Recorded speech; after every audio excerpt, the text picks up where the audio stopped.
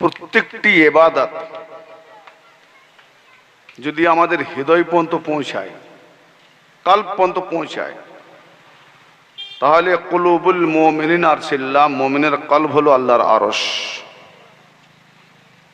যদি কলবে, বান্দার কলবে ইবাদতটা, যে কোনো জিকির, যে কোনো ইবাদত বান্দার কলব যদি হিলিয়ে দেয় যে হ্যাঁ এক মনে পড়ছি, আর এক মনে পড়ার নাম প্রকৃত মোহাব্বত, ভালোবাসা দিয়ে পড়া হয়।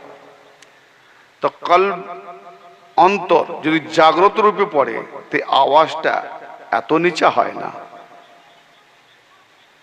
এতগুলো লোকে অন্য কোনো ডাকে স্লোগান দিলে একটা বিশাল আওয়াজ, সামিয়ানাটা ফেটে যেতে পারত। নবী পাকের উপরে দরুদ, এতে কিছু পাবো? কি পাবো, কবে পাবো, পাবো কি পাবো না, ধার বাকির ব্যাপার, অত মনও লাগে না। এখন মানুষ দেখাকে বিশ্বাস করে, দেখে মানবো, তার নামে স্লোগান দেবো, যদি তার দয়া হয় 5 কিলো গম দেবে। দেখিয়ে না আমরা আল্লাহকে দেখেছি, না নবীকে দেখেছি, দরুদ শরীফ পড়ি, বাস পড়ি। তো দরুদ শরীফ পড়া হৃদয়ের মধ্যে পৌঁছায় না, তো আল্লাহর দরবারে কি করে পৌঁছাবে, নবীর দরবারে কি করে পৌঁছাবে? প্রত্যেকটি ইবাদত যদি আপনার আমার হৃদয়ের মধ্যে না পৌঁছায়, তো আল্লাহর দরবারে পৌঁছাবে না, নবী পাকের দরবারেও পৌঁছাবে না। যার হৃদয় জাগে না, আর হৃদয়, হাদিস পাকে আসছে আল কালাবু বাইতুল্লাহ, কলব অন্তর হলো আল্লাহর ঘর। আমরা যে কাবা কিবলাটাকে কেবলা করে, যে বাইতুল্লাহকে কেবলা করে সেজদা করি, ওই কেবলার দিকে মাথাটা ঝুঁকিয়ে দিই, অন্তর কিন্তু ওই কেবলার দিকে যদি না যায়, এ নামাজ হবে? আপনারা বলেন, ফাতোয়া দেন, হবে? হবে? তাহলে আল্লাহ আগে দেখবে অন্তর, আপনার মাথা দেখলো না, প্রকাশ্যত মাথা দেখাচ্ছেন, হুমড়ি খেয়ে পড়ে গেলেন কাবা কেবলার দিকে মুখ করে, অন্তর নেই ওদিকে, অন্তর বলিহারির দিকে। তা আল্লাহ অন্তর দেখবে, আপনার মাথা দেখবে না। তো অতএব ইবাদত করার আগে আপনারা নিজেরা দেখে নেন যে অন্তরটা আমার সত্যি কি অন্তর দিয়ে পড়ছি, না উনি পড়াচ্ছেন তাই বাধ্যতামূলক যেন একটা মজবুর এসেছি গেছি একটু পড়ি। যদি একান্ত ইচ্ছা না থাকে, পড়ার দরকার নেই। লা ইকরাহ ফিদ্দিন, ধর্মের উপরে কোনো জবরদস্তি নেই। দিনের উপরে আল্লাহর নবী জবরদস্তি করেননি। যদি জবরদস্তি করতেন তাহলে মক্কা থেকে মদিনায় যেতে হতো না, ঠিক না বেঠিক? মক্কা থেকে মদিনায় যেতে হতো না। যিনি জমিনে দাঁড়িয়ে দাঁড়িয়ে আসমানের চাঁদকে 2 খণ্ড করতে পারেন, যিনি জমিনে বসে ডুবন্ত সূর্যকে আসরের জায়গাতে উঠিয়ে আনতে পারেন, যিনি পৃথিবীতে আগমনের সাথে সাথে, মা আমেনার ঘরে আগমনের সাথে সাথে ওই কাবা বাইতুল্লাহর মূর্তিগুলো ভুলুণ্ঠিত হয়ে পড়ে যায় এবং কালমা তাইয়্যিব পড়ে গাওয়াহ দেয়, তেনাকে মদিনায় কেন পালাতে হবে?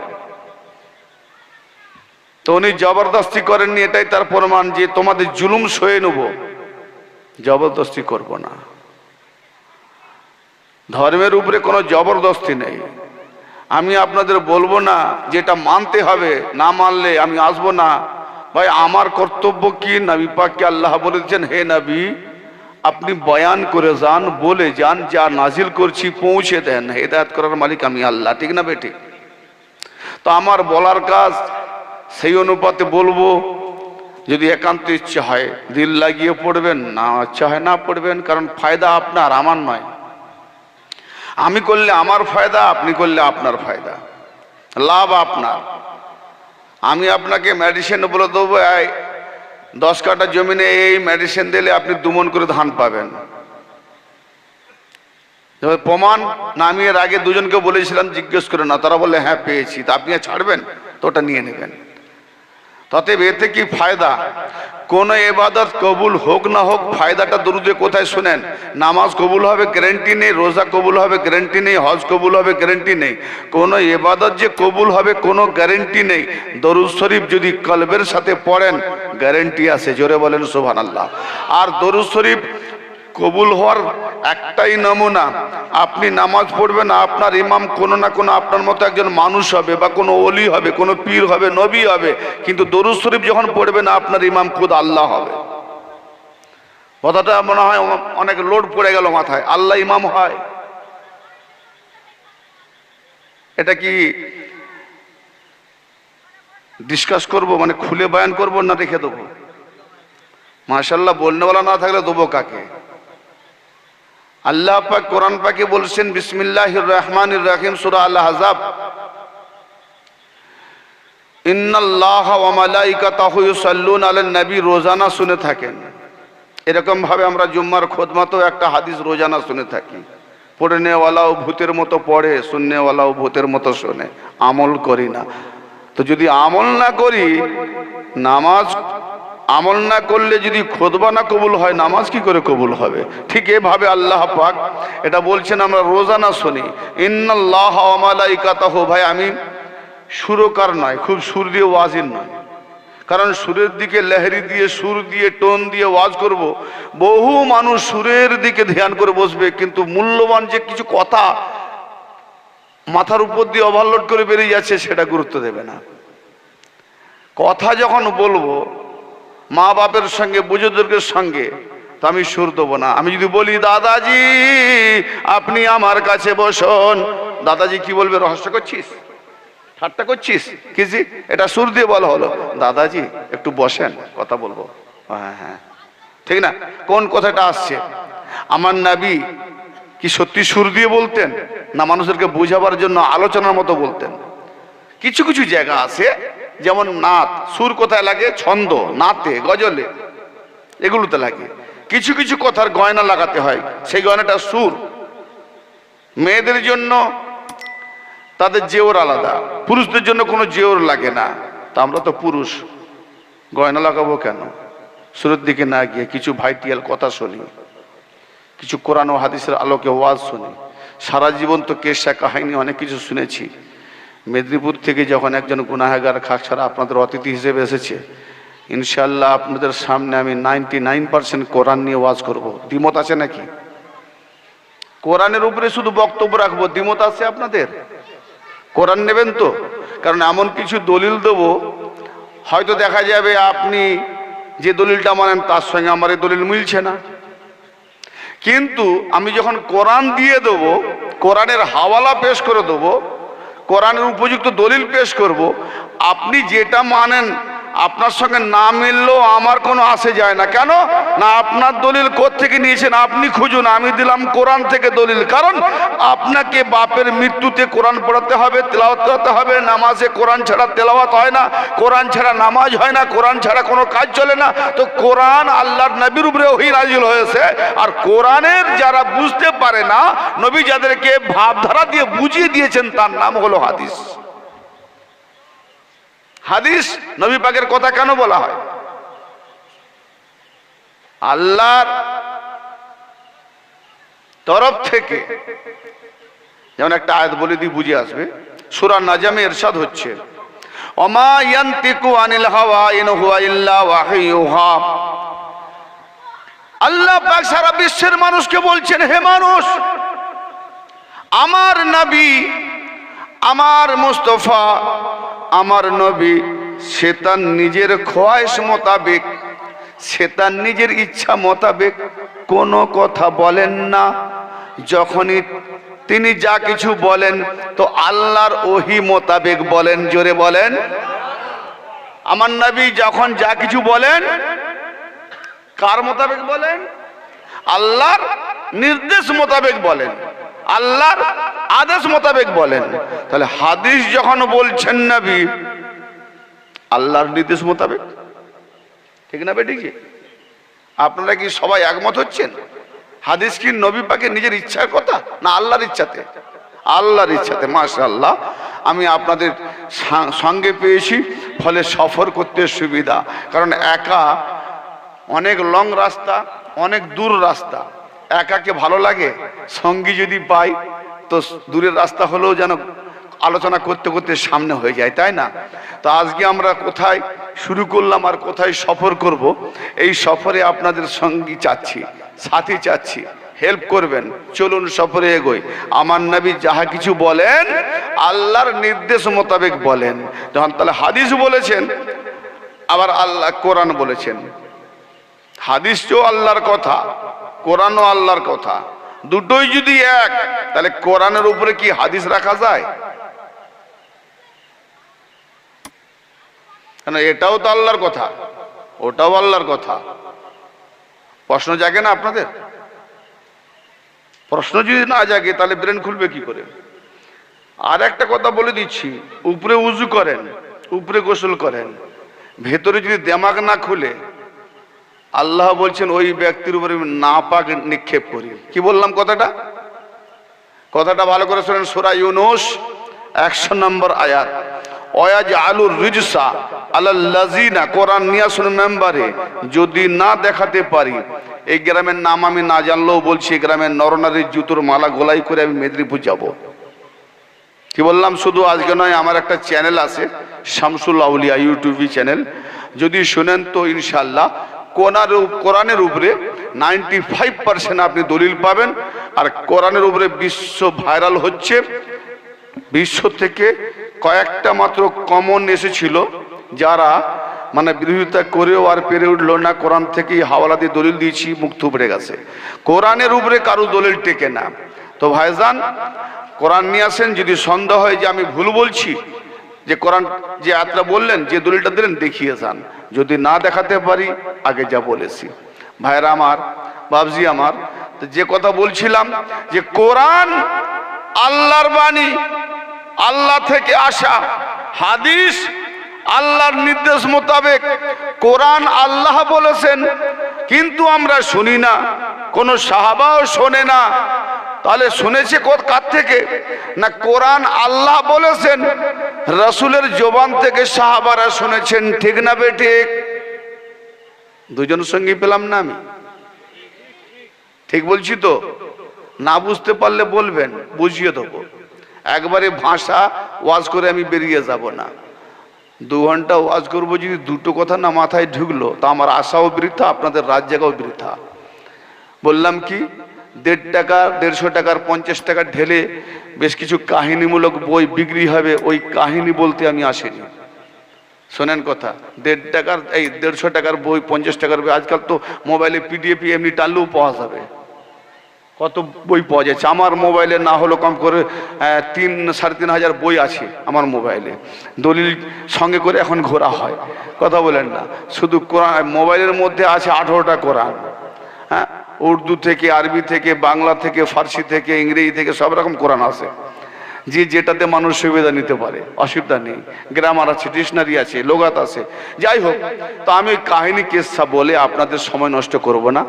আশা করি ইনশাআল্লাহ আমাদের মন মগজে যে ভাইরাস, আগাছা, আবর্জনা ভরে রয়েছে, যদি একটু সেরকম ওয়াশিং মেশিন বা সেভাবে ধৌত করে সেই আগাছাগুলো ধৌত করলে বা আগাছাগুলো সাফ করে দিলে, ফসলের গাছগুলো একটু পরিত্রাণ পাবে। আজকে ধান চাষ করেছেন, এটা আপনারা ভালোই বুঝতে পারেন। যদি ধান রুইয়ে দিয়ে চলে আসেন, নিকাশি না করেন, পরিষ্কার না করেন, শুধু সার দিয়ে যান, ধান হবে না ঘাস হবে? ভাবছি ঘাস হবে না, কারণ ধান গাছ রয়ে যাবে চিড়চিড়িয়ে, আর ঘাসগুলো ওই ধান গাছের খাদ্য পেয়ে তারা খেয়ে ফুলে পেঁপে উঠবে। আচ্ছা বলেন, ধান গাছ কি আপনারা রোপণ করেছিলেন না ঘাস রোপণ করেছিলেন? জি বাবজি, ধান রোপণ করেছিলেন। এই ঘাসগুলো এলো কোত্থেকে? আগাছা এগুলো এলো কোত্থেকে? আপনারা হয়তো বলবেন যে আমাদের মাথায় আগাছা আছে, আপনি মেদিনীপুর থেকে এরকম কথা বলতে এসছেন। আরে ভাই, আপনি তো জমি চাষ করেছেন, আগাছা তো ছিল না, পুরো পরিষ্কার করে দিয়েছিলেন, ধান তো রোপণ করলেন। ফের সার দেওয়ার পরে 22 দিনে, 1 মাসে আবার এত এত আগাছা ফেলছেন কেন মাঠের বাইরে? কিছু আগাছা এমনিতেই হয়। অতএব শয়তান আল্লাহ তৈরি করেনি, শয়তানের নামই হলো আগাছা। এই আগাছাগুলো যখন ভরে যায়, এটার নামই শয়তানের আন্ডারে ঘিরে কায়েদ হয়ে যাওয়া। ওই আগাছাগুলো একটু ধৌত বা সাফাই করলে আপনার ধান গাছ বা ফসলের গাছ পুষ্টিকর হবে। পুষ্টিকর হওয়ার জন্য, তার জন্য আজকের মেডিসিন। আর যদি আগাছাগুলো রেখে আপনি এই মেডিসিন নেন, তাহলে আগাছাইগুলো ফেপে ফুলে উঠবে, পুষ্টিকর জ্ঞান আর উৎফুল্ল হবে না, জ্ঞানের গাছ আর বড় হলো না। এবারে আমি আসছি মূল কথায়, যে হাদিস আল্লাহর তরফ থেকে, কোরআন ও আল্লাহর তরফ থেকে। হাদিসের উপরে কোরআন রাখা যায় এক বাক্যে, সবাই 100% লোক বলবে হ্যাঁ না না? হ্যাঁ। আর কোরআনের উপরে হাদিস নো নো নো। কেন? কেন? আল্লাহর তরফ থেকে নাজিল কোরআন, নবী পাক যা বলেছেন আল্লাহ পাকের ওহী মোতাবেক বলেছেন হলো কোরআন। নবী পাক আল্লাহ পাক যা বলেছেন নবী পাক আল্লাহর ওহী মোতাবেক বলেছেন হলো হাদিস। তো আবার এটাকে বলা হয় নবীর হাদিস মানে নবীর কথা, কোরআন মানে আল্লাহর কথা, দুটো আলাদা হলো কেন? এতটুকু যদি আমরা মুসলমান আজও পর্যন্ত বুঝতে পারলাম না, তো লা ইলাহা ইল্লাল্লাহ কবে বুঝবেন? বাপ আমার খুব টল ফিগার ওয়েট হয়ে যায়। যেন সামান্য একটা কথা বললাম আমার শ্রোতা মণ্ডলীর মাথা যেন গুলোচ্ছে, কি যেন বললেন, কিরকম কথা হলো বুঝতে পারছি না। তো এতটুকু কথা বুঝতে পারলাম না যে হাদিসও আল্লাহর তরফ থেকে, কোরআনও আল্লাহর তরফ থেকে, অথচ কত ডিফারেন্স। এই জন্যে যে কোরআন আল্লাহ পাকের বাণী, আর কোরআন যেসব সাহাবারা বুঝতে পারে না, যে সমস্ত ব্যক্তিরা বুঝতে পারে না, যারা কোরআন পড়ে নিজে নিজে ব্যাখ্যা করছে, ব্যাখ্যা উলট পালট হচ্ছে। আপনি কোন কোরআনের কোন আয়াতের কোন সূরার যদি এখানে ওলমা লোক থাকে তো বুঝতে পারবে, বা আপনারা বাংলা তাফসির পড়বেন তো বুঝতে পারবেন। কোনো একটা সূরা কোনো একটা আয়াতের তাফসির খোলেন, বাংলা অনেক তাফসির বেরিয়ে গেছে, বিভিন্ন তাফসির দেখবেন একটা আয়াতের উপরে বিভিন্ন রকমের মত পোষণ করেছে। কেন হলো? কি জন্য হলো? মত পোষণ, অর্থাৎ কোরআনের আয়াত পড়ে আমি এক মত পোষণ করলাম, আরেকজন আলেম অন্যরকম মত পোষণ করলো, আরেকজন আলেম অন্যরকম মত পোষণ করলো। তো যেমন যেমন আলেমরা মত পোষণ করছে, এক এক করে এতগুলো ফিরকা হয়ে যাচ্ছে। আজকে এক কলেমা, এক নামাজ, এক রোজা, এক হজ, এক যাকাত, এক মসজিদ, এক কাবা কেবলা, এক রাসূলুল্লাহ, এক আল্লাহ, এক কোরআন, কিন্তু এক ইসলামের 73 ফিরকা, 72 ফিরকা জাহান্নামী আর একটা জান্নাতি। কেন? আপনি নয়, আমি নয়, কোন গায়ের মুসলিম যদি আপনাকে আমাকে প্রশ্ন করে, হে মুসলমান তুমি ভারতে থাকবে, নিশ্চয়ই রাখবো, ভারতে থাকার অধিকার আছে। তুমি যখন মুসলমান দাবি করছো, জবাব দেন, মুসলমান দাবি করছো, তোমার কোরআন কটা? নিঃসন্দেহে বলবেন একটা। নবী কজন? নিঃসন্দেহে বলবেন একজন। কাবা কেবলা একটা। আল্লাহ কজন? একজন। ঠিক বলছি তো নাকি? তো আপনার ধর্মে এত ফিরকা কেন? আর আপনারা তো কোন গ্রুপ একের উপরে আর একজন মুসলমান মোমেন প্রমাণ দিতে পারছেন না। আপনি নিজের ফতোয়াই বলবেন আমি মুসলমান। ভাই গৌর করবেন, বুঝতে পারছেন আমার কথা? আপনি আমার নিজের ফতোয়ায়, মানে আপনি আপনার নিজের কথায়, নিজের ফতোয়ায় গায়ের জোরে আমি ঠিক পথে আছি, আমি মুসলমান, বাকি সব আমার বিপরীত দল, ওরা বেদাতি, ওরা গুমরা। কি জি ভাই, ঠিক না? যে যে দলে আছে সে তার নিজের দলটাকে বলছে আমি ঠিক আছি, অপর দলটা ঠিক না। ঠিক না? অপর দল ঠিক। একজন এক দলের উপরে ফতোয়া দিচ্ছে, ওরা কাফের হয়ে গেছে, এরা বেদাতি হয়ে গেছে, এরা শিরিকি হয়ে গেছে, এরা গুমরা হয়ে গেছে। তাহলে মুসলমান মুসলমানকে তো ফতোয়া দিচ্ছে, তাহলে ওর ফতোয়ায় এ গুমরা, এর ফতোয়ায় ও কাফের, ওর ফতোয়ায় ও মুশরিক। মুসলমান থাকলো কোথায়? তো যদি গায়ের মুসলিম প্রশ্ন করে কোরআন এক, আল্লাহ এক, নবী এক, কেবলা এক, তো আপনার 73 ফিরকা কেন? জবাব দেন কোন মোল্লা? আর যদি বলেন 73 ফিরকা নবী বলেছেন, তো 72 ফিরকা জাহান্নামী আর এক ফিরকা জান্নাতি, তো আপনাদের মধ্যে দেখান কোনটা জান্নাতি? জি কোন দল বলবে আমরা জান্নাতি, বাকি সব জাহান্নামী? পারবে বলতে? পারবে? হিম্মত আছে? একটা দল আছে, আর বাকি সব দল কি বলবে? ওটা আল্লাহ জানে। ঠিক না? ওটা আল্লাহ জানে, বাস ফয়সালা শেষ। অবস্থা কোরআন বুঝতে না পারার জন্য নবী যেটা বুঝিয়ে দিয়েছেন খোলাসা বয়ানে, তাকে বলা হয় হাদিস।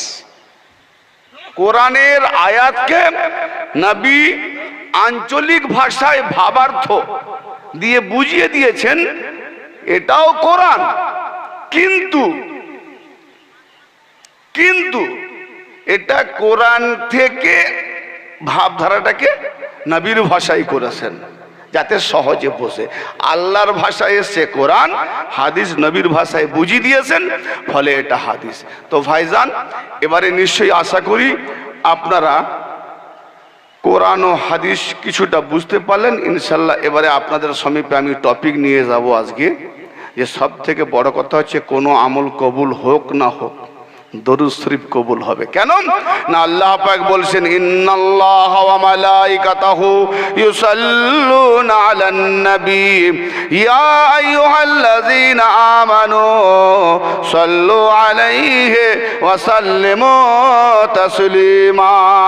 আল্লাহ রাব্বুল আলামিন বলেন যে নিঃসন্দেহে আমি আল্লাহ এবং সমস্ত ফেরেশতাদেরকে নিয়ে আমি আল্লাহ ইন্নাল্লাহা নিঃসন্দেহে আমি আল্লাহ, ইন্নাল্লাহা ওয়া মালাইকাতাহু এবং তামাম ফেরেশতা, আল্লাহ পাকের যে ফেরেশতা, সকল ফেরেশতা, আল্লাহ ও তার ফেরেশতারা ইউসাল্লুনা আলান নবী, নবীর উপরে দরুদ পাঠাতে থাকেন। ও ভাইজান, যেখানে ফেরেশতারা নবীর উপরে দরুদ পড়েন, আর আল্লাহ বলছেন শুধু ফেরেশতারা নয়, আমি আল্লাহ ফেরেশতাদেরকে জামাত করে দরুদ পড়ি আমার নবীর উপরে, সেই সঙ্গে আদেশ করছেন দুনিয়ার মানুষ সবাইকে নয়, কেবল একটা সংগঠন আছে, একটা মুষ্টিমেয় কিছু লোক আছে, তাদেরকে আল্লাহ সম্বোধন করে বলছি, রুবারু করে বলছি, মুখামুখি করে বলছি কি, যে ইয়া আইয়ুহাল্লাযীনা আমানু, হে ঈমানদারগণেরা যারা ঈমান এনেছো, ইয়া আইয়ুহাল্লাযীনা আমানু সাল্লু আলাইহি ওয়া সাল্লিমু তাসলিমা, তোমরাও আমার নবীর উপরে দরুদ ও সালাম পাঠ করো। যেভাবে সালাম পড়ার হক রয়েছে, সালাম তাসলিমা করে দিয়েছে এই জন্যে যে সল্লু দরুদ সালাম, শান্তি সালাম পৌঁছানো, কিন্তু তাসলিমা কেন করা হলো না? যেভাবে তাকে সালাম করার দরকার, যেভাবে তার কাছে সমর্পণ করার দরকার, যেভাবে তার কাছে নবীর কাছে নিজেকে সোপর্দ করা দরকার, সেইভাবে নবীর কাছে নিজেকে ফেদা করে দাও, সোপর্দ করে দাও, সোপর্দ করে দিয়ে দরুদ পড়ো। তাহলে আমি আল্লাহ ফেরেশতাদের জামাত করে আর ঈমানদারদের জামাত করে যখন আমি আল্লাহ সবাইকে নিয়ে দরুদ পড়ছি, আমার সঙ্গে যাদের দরুদ পড়া হয়ে যাবে, আল্লাহ বলেন ওই আমল তার বেকার যাবে না, ওই আমল তার নাজাতের জারিয়া হয়ে যাবে। জোরে বলেন। তাহলে জামাতে আল্লাহ আছে কেন? আল্লাহ যেখানে পড়ছেন, আল্লাহ নামাজ পড়েন না, আল্লাহ রোজা করেন না, হজ করেন না, কিন্তু আল্লাহ প্রমাণ করলেন আমি দরুদ পড়ি। জোরে বলেন। আল্লাহ তার নবীর উপরে দরুদ পড়েন। সাংঘাতিক কথা নয়, বড় মারাত্মক কথা। আল্লাহর আবার পড়ার লাগে, আল্লাহ তার নবীর উপরে দরুদ পড়ছেন। দরুদ মানে কি গো? দরুদ মানে কি?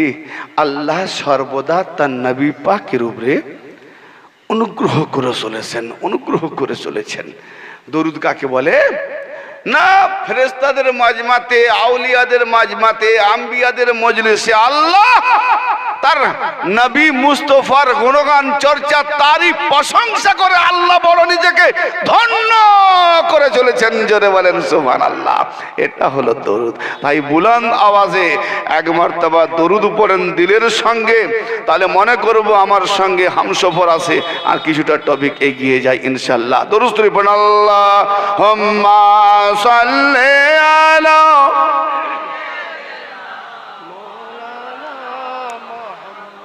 ওয়ালা আলে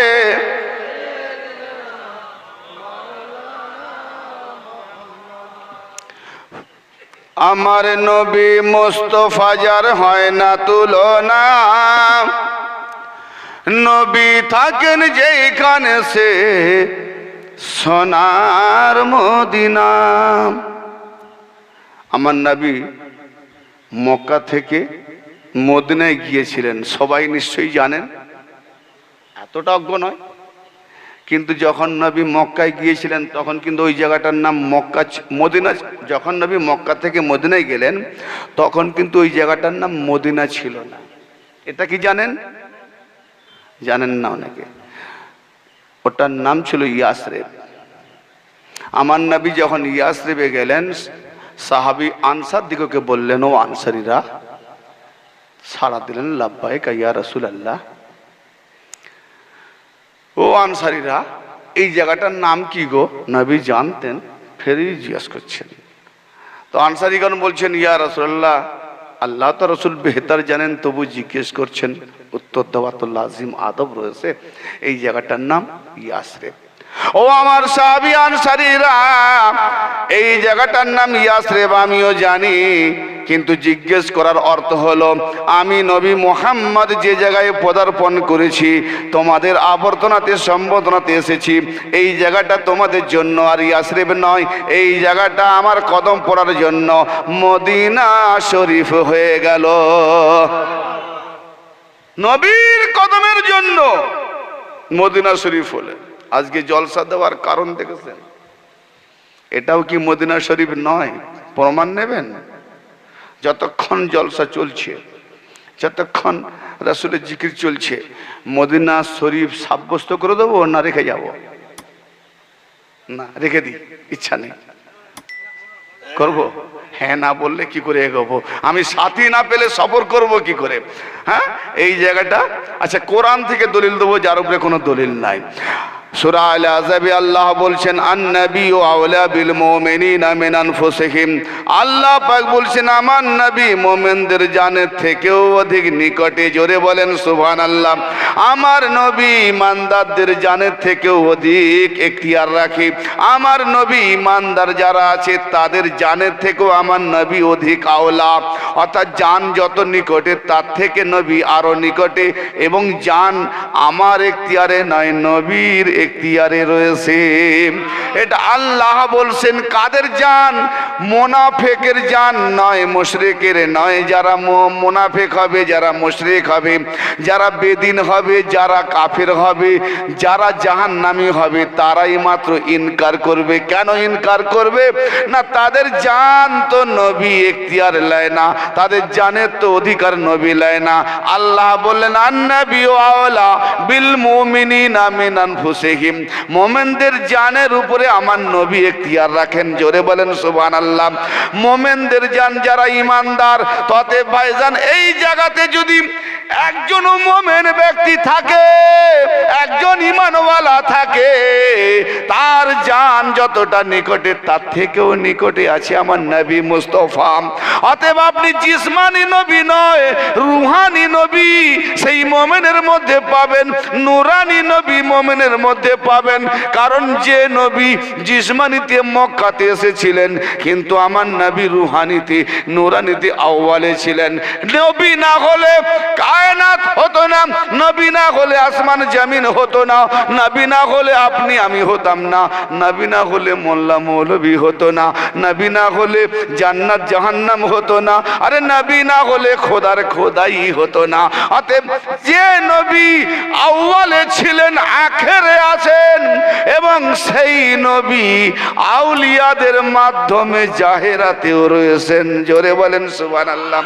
তো যে নবী মুমিনদের জানের থেকেও নিকটে আসে, একজন মুমিন যদি এখানে থাকে তো সে থাকার দরুন নবীও এখানে আসেন তার জানের থেকে অধিকার নিয়ে। অতএব যেখানে নবী থাকেন সেই জায়গাটা হয়ে যায় মদিনা। তাই কবি বলছেন, কি বলছেন?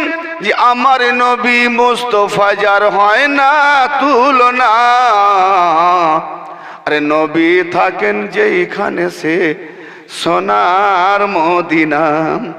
আমার নবী কামলিওয়ালা মোহাম্মদ রসুল, আমার নবী কামলিওয়ালা মোহাম্মদ রসুল, আর সে মাওলার প্রেম নগরের ফুল বাগানের ফুল।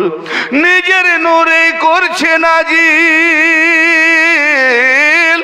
নিজের নূরে করছে নাজিল, আল্লাহ তার নিজের নূরে করছে নাজিল মালিকে রব্বানা। আর নবী থাকেন যেখানে সে সোনার মদিনা। আল্লাহুম্মা সাল্লি আলা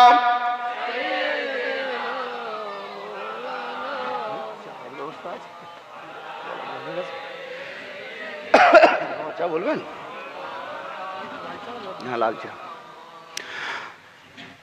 পারেরো কান্ডারি খোদা, পারেরো কান্ডারি খোদা করলো নবীকে, পৃথিবীতে দেখালো তার নূরের ছবিকে।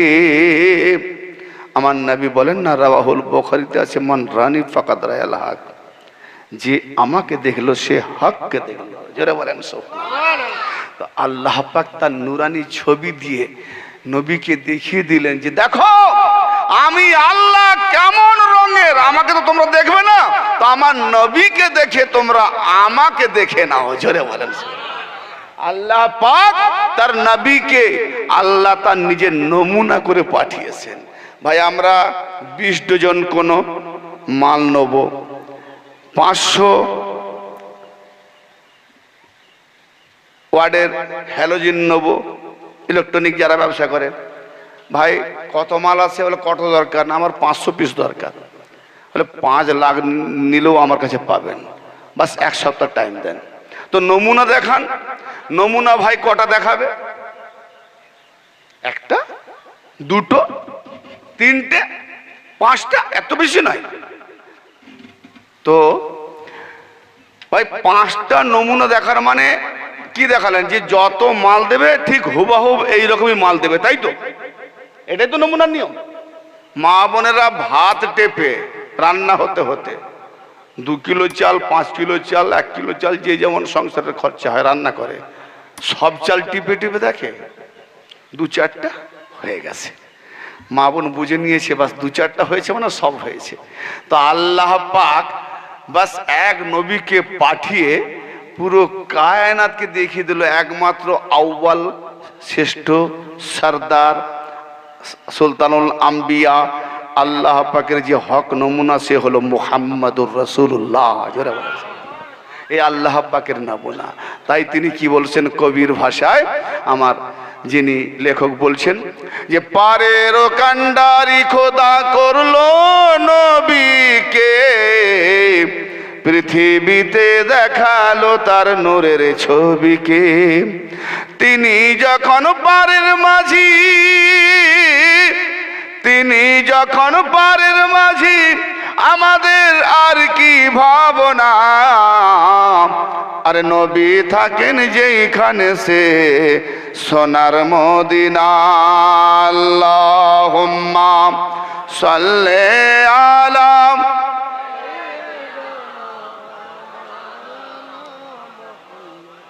ওয়ালা আলি।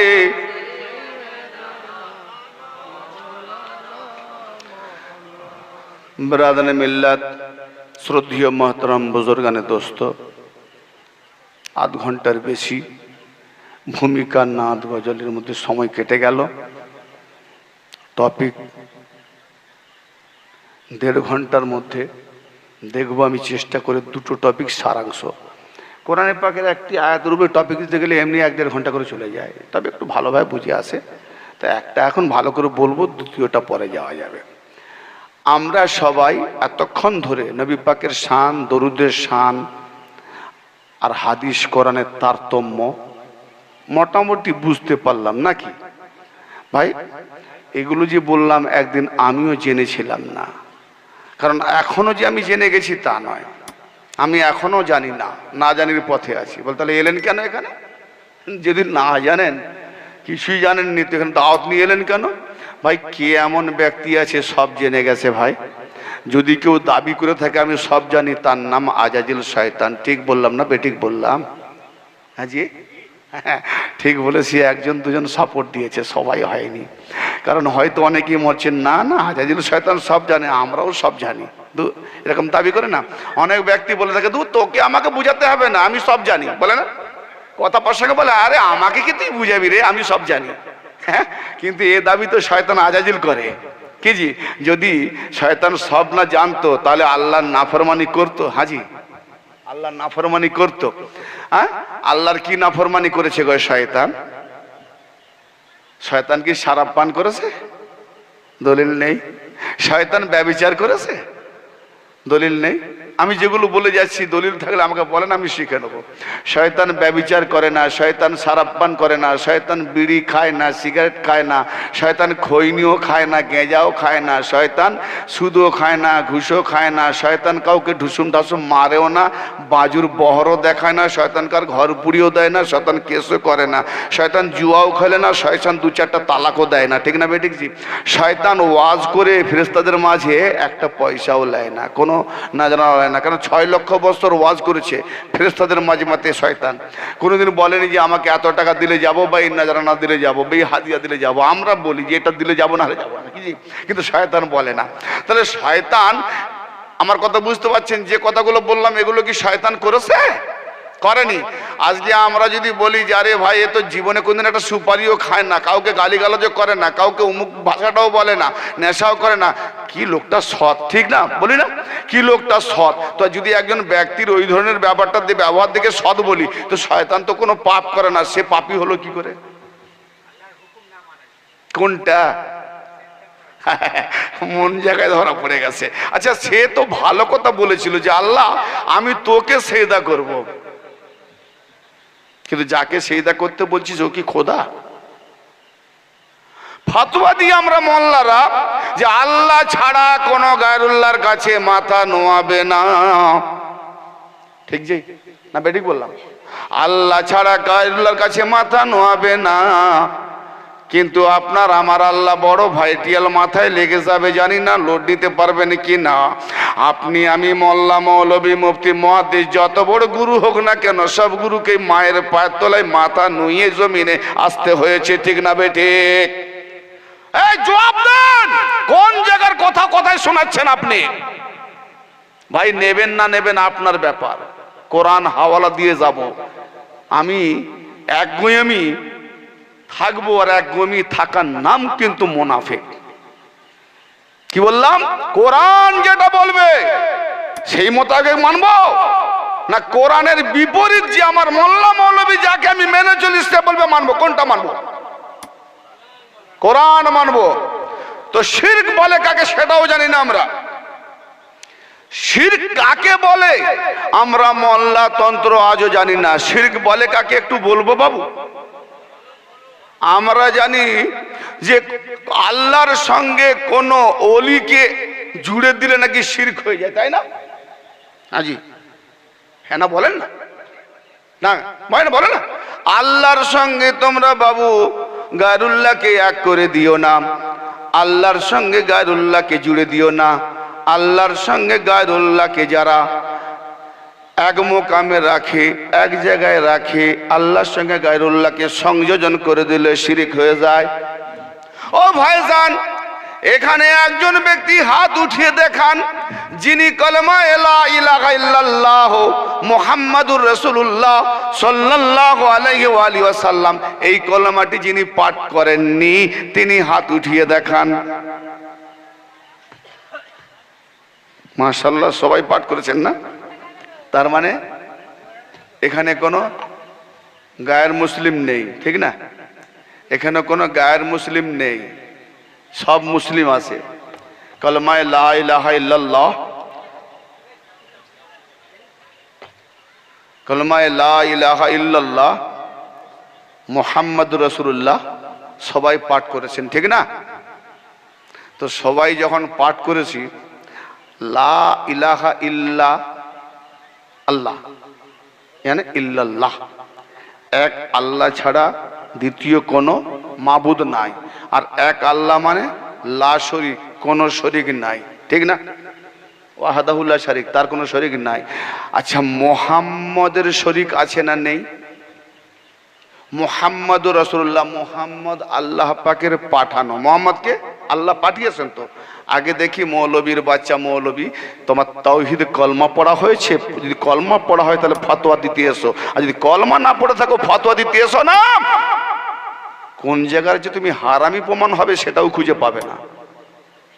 কারণ আমি কোরআন নিয়ে কথা বলি, আর স্টেজে আমি এটাই চ্যালেঞ্জ করি যে প্রশ্ন থাকলে প্রশ্ন করবেন, কারণ আমরা ওলিওয়ালা। জোরে বলেন, আমরা ওলিওয়ালা। ওলিওয়ালা প্রশ্নকে ভয় পায় না। প্রশ্ন দেবেন, স্টেজে বসে উত্তর দেবো। যদি না উত্তর দিতে পারি তাহলে আমি বড় দুঃখিত হব যে আল্লাহ এ কিরকম প্রশ্ন, এখনো পর্যন্ত উত্তর জানলাম না। তাহলে আপনি আমার ওস্তাদ হয়ে গেলেন এই জন্যে যে এমন প্রশ্ন করলেন, ওই প্রশ্নের উত্তরটা আবার আমাকে খুঁজতে হবে, ঠিক না বেঠিক? তা আমি প্রশ্ন চাই, যদি জানার ইচ্ছা থাকে। কেউ ভাববেন না যে প্রশ্ন করার জন্য কে আলেম, কে কি বললো আমার দেখা দরকার নেই। আমি বলছি একান্ত দরকার, কোনো খট বেখট মাথা দাঁড়িয়েছে প্রশ্ন করেন, যদি লিখিত দেন তো আরো ভালো হয়, আর তা নাহলে সামনে এসে বলবেন, ইনশাল্লাহ জবাব দেবো, অসুবিধা নেই। বাবা যে বলেন একবার দরুদ শরীফ পড়েন। রহমতের ওই ফুল বাগানের মালিক কামলিওয়ালা,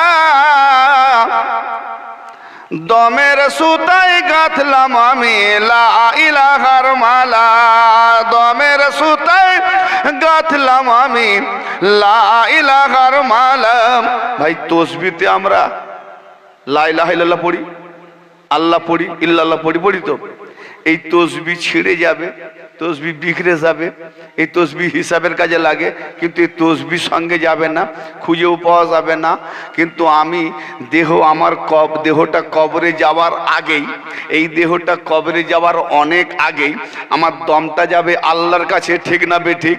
অতএব দমের সুতায় যদি ইল্লাল্লাহ পীরের মাধ্যমে, অলির মাধ্যমে শিক্ষা নিয়ে যদি আমি সর্বদা অভ্যাস করি, তো দম যখন আল্লাহর দরবারে যাবে তো ইল্লাল্লাহ ইল্লাল্লাহ ইল্লাল্লাহ ইল্লাল্লাহ বলে আল্লাহর কাছে যাবে। তো আল্লাহ দেখবে দম তুই এখন ইল্লাল্লাহ করছিস, বলে আমি এর সঙ্গে সিলাই হয়ে গেছি।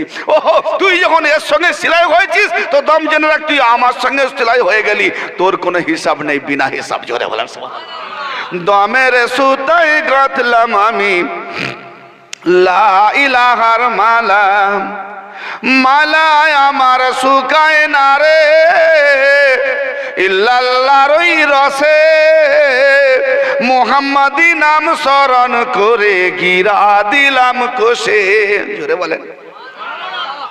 লা ইলাহা ইল্লাল্লাহকে পেতে হলে মুহাম্মাদুর রাসূলুল্লাহকে ইল্লাল্লাহর সঙ্গে জুড়ে দিতে হয়, ঠিক না বেটি? ভাই কাটা এদিকে লা ইলাহা ইল্লাল্লাহ মুহাম্মদ নয়, আর মুহাম্মদ রাসূলুল্লাহ ইল্লাল্লাহ নয়, ঠিক না বেটি? তাহলে মুহাম্মদ রাসূলুল্লাহকে ভাবি কি গায়রুল্লাহ, আল্লাহ থেকে আলাদা, ঠিক না বেটি? মুহাম্মদ রাসূলুল্লাহ আল্লাহ নয়, আল্লাহ থেকে আলাদা, আলাদাও নয়। মাশাআল্লাহ, একজন বলছেন মুহাম্মদ আল্লাহ থেকে আলাদাও নয়। আচ্ছা, মুহাম্মদ আল্লাহ থেকে আলাদাও নয়, আবার আল্লাহও নয়, উত্তর দেন কি হবে? ডিসকাস করব, সবাই নিতে পারবেন? আমার সঙ্গে সফরে আছেন? 2-5 জন পাচ্ছি। আরে মোহাম্মদ আল্লাহ না, কেন আপনারা একটু হ্যাঁ বা না বলেন, যে হ্যাঁ বলুন, একবার বললে আমি সাহস পাই যে জি বাস বাবাজি একটু বাবা ছেলেকে একটু বলেন যে বাবা বলে যাও, আমাকে বেটা বলে বলুন, আমি আপনার ছেলে হতে চাই খুব। কেননা আপনাদের মতো বয়োজ্যেষ্ঠদের একটু সেবা করলে আল্লাহ যদি খুশি হয়, যদি রাজি হয়, বাস আপনারা নেবেন, আমি দেবো। যদি খেতে চান তো কেন খাওয়াবো না, কি জি? খেলানেওয়ালা বালতি নিয়ে দাঁড়িয়ে আছে, আর যদি খানেওয়ালা বলে না লাগবে না তো খেলানেওয়ালা বালতি নিয়ে ফিরে যাবে, ঠিক না ঠিক? আল্লাহ দিয়েছে পীর মুর্শিদের কদমে এই হৃদয়ের মধ্যে, নেবেন তো খুলে একটু বেরোবেন, না নেবেন যেখানকার জিনিস সেখানে ঘুমিয়ে ঘুমিয়ে চলে যাবে, ঠিক না ঠিক? অতএব ইনশাল্লাহ দেবো, সবাই নেবেন। তো আজকে মোহাম্মদ টপিক নিয়ে যাচ্ছি প্রথমে, তারপরে মোহাম্মদের উপরে কিয়ামত পর্যন্ত যে অলি চলবে, আর অলির দ্বারাই মোহাম্মদ রাসূলুল্লাহ আজকে পড়া চলছে না বন্ধ আছে? কালকে মোহাম্মদ ছিলেন, মোহাম্মদ রাসূলুল্লাহ পড়া হয়েছে, আজকে তো মোহাম্মদই নেই, ফের মোহাম্মদ রাসূলুল্লাহ পড়বে কেন? কেন লা ইলাহা ইল্লাল্লাহ ওলিউন আলিউল্লাহ বলুক, লা ইলাহা ইল্লাল্লাহ মোহাম্মদ রাসূলুল্লাহ বলতো, লা ইলাহা ইল্লাল্লাহ ওলিউল্লাহ বলুক, কেন মোহাম্মদ নেই না, মোহাম্মদ আছে। আরে মোহাম্মদ না থাকলে কলমা পড়া যে হবে না, মোহাম্মদ আছে তো কলমা পড়তেই হবে। তো মোহাম্মদ কেমন করে আছে, কিভাবে আছে, এটা যদি না জানি তো আপনি নামাজে যে সাক্ষী দিচ্ছেন, আজানে যে সাক্ষী দিচ্ছেন, আশহাদু আন্না মুহাম্মাদার রাসূলুল্লাহ, আশহাদু আন্না মুহাম্মাদান আবদুহু ওয়া রাসূলুহু, আমি সাক্ষী দিচ্ছি মুহাম্মদ আল্লাহর রাসূল। আল্লাহ যদি বলে দেখেছিস, বলে না, তবে সাক্ষী দিচ্ছিস, বলে কানে শুনে। আল্লাহ বলবে আমি তো কোনোদিন বলিনি যে কানে শুনে সাক্ষী দে। একটা দলিল আছে কানে শুনে সাক্ষী দেবেন, তাহলে দেখতে হবে। তো দেখতে গেলে দেখার দুয়ারে যেতে হবে, সেই দুয়ারটা জানতে হবে। ও ভাইজান, মসজিদের দুয়ারে যাই নামাজ পড়তে, মসজিদের দুয়ারে ঢুকে যায়, যেটা পড়ার জন্য ঢুকে যায়, কিন্তু একটা দুয়ার আছে দেখতে পায় না। কিন্তু রোজই বলি নামাজ পড়তে গিয়ে আল্লাহুম্মা আফতাহলি আবওয়াবা রাহমাতিকা, এ আল্লাহ আমার জন্য রহমতের দরজা খুলে দে। আরে মসজিদ আল্লাহর ঘর, দরজাও আল্লাহর দরজা, রহমতের দরজা। ফের আবার রহমতের দরজা খুলতে বলছি, সেটা কোন দরজা? এ তো খোলা আছে, আবার খুলতে বলেছি। ভাই ভাত দিয়েছে, আবার যদি বলি ভাত দাও, থাপ্পড় খাবে না চাপ্পড় খাবে? তো খোলা আছে, আবার বলছে খুলে দাও রহমতের দরজা। সেই দরজা কোনটা? ওই দরজা যেদিন খুলে যাবে মুহাম্মদকে হুবাহুব দেখতে পাবে। ঝরে বলেন সুবহানাল্লাহ। ওই দরজাটা খুলে যাব ইনশাল্লাহ। কজন দেখবে আর কজন না দেখবে আমার দ্বারাই সম্ভব নয়। যার চোখ আছে দেখবে, যে অন্ধ সে দেখতে পাবে না। ভাই নাম তো আমার নূরে নজর, নাম তো আমার নজরে আলী, নাম তো আমার কি বলে পদ্মলোচন, কিন্তু সে দু চোখেই দেখতে পায় না। হ্যাঁ, আত্মার আলী, আলীর খুশবু, সে পাশ দিয়ে গেলে খালি সারাবের বদবু। জি, তো নাম হলে তো হবে না, মুসলমান হলে হয় না, টুপি জুব্বা হুব্বা নামাজি হলে হয় না। এই নামাজটাও যে কতটা কবুল হচ্ছে সেটাও আবার একরকম দেখলে দেখা যাবে কিছুই হয়নি, শুধু একটা অভ্যাস মোতাবেক পড়ে যাচ্ছি। কিন্তু এমন নামাজ পড়তে হবে যেন আল্লাহর দরবারে 2 রাকাত নামাজ কবুল হয়, তা নাহলে বিপদের শেষ সীমানা থাকবে না। দমের সুতায় গাঁথলাম আমি লা ইলাহার মালা, মালায় আমার শুকায় না রে, ইল্লাল্লাহর ওই রসে মোহাম্মদী নাম স্মরণ করে গিরা দিলাম কোষে। প্রেমের সাথে করছি আমি দমেরই দম খেলা, দমের সুতায় গাঁথলাম আমি লা ইলাহার মালা। আল্লাহুম্মা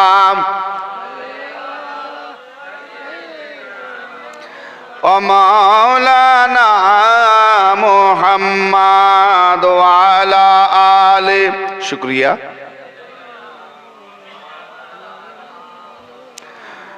বাপ আমার প্রথম টপিক লা ইলাহা ইল্লাল্লাহ মুহাম্মাদুর রাসূলুল্লাহ। কলমাটা আমাদের মকাম ঠিক করতে হবে। লা ইলাহা ইল্লাল্লাহর সঙ্গে কারো শরীক নয়, ঠিক না বেঠিক? আর মুহাম্মাদুর রাসূলুল্লাহ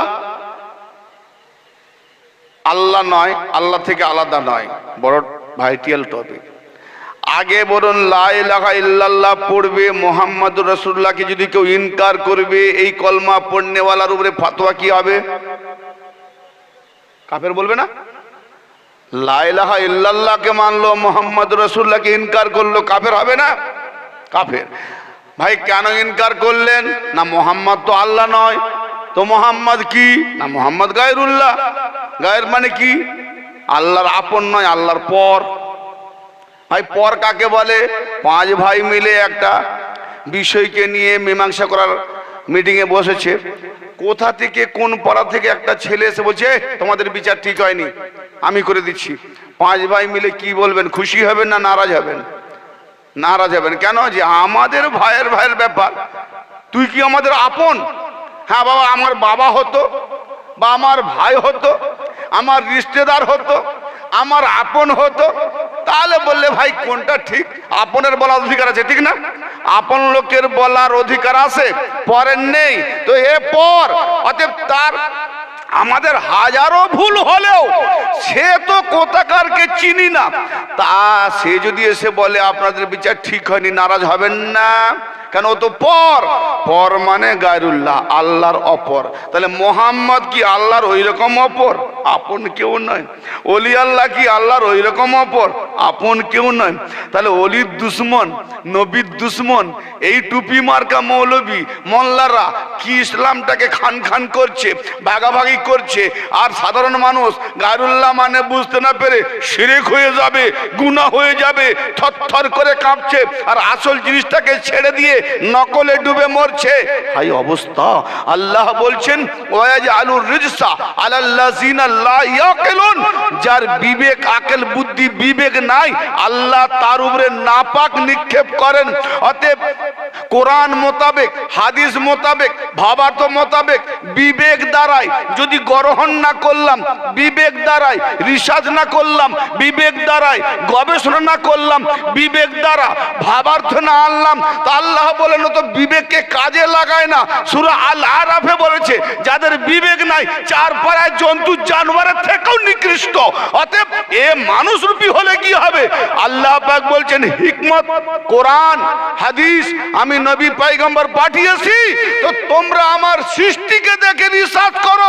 আজকে বড় বড় বৈজ্ঞানিক সৃষ্টির উপরে, পদার্থের উপরে, জমিনের নিচে, জমিনের উপরে, আসমানে কি, চাঁদে কি, সূর্য কি, মঙ্গল গ্রহে কি রিসার্চ করে তারা ট্যুর করছে, ভ্রমণ করছে। আর মোল্লা এক ইসলামের মধ্যে ফতোয়া দিয়ে দিয়ে এক ইসলামের রঙকে 72 ফিরকার রঙে রঙিন করে সার্কাসের জোকার সাজিয়ে টুকরো টুকরো করে জাহান্নামায় পাঠাচ্ছে। ঠিক না ভাই? ঠিক ভাই?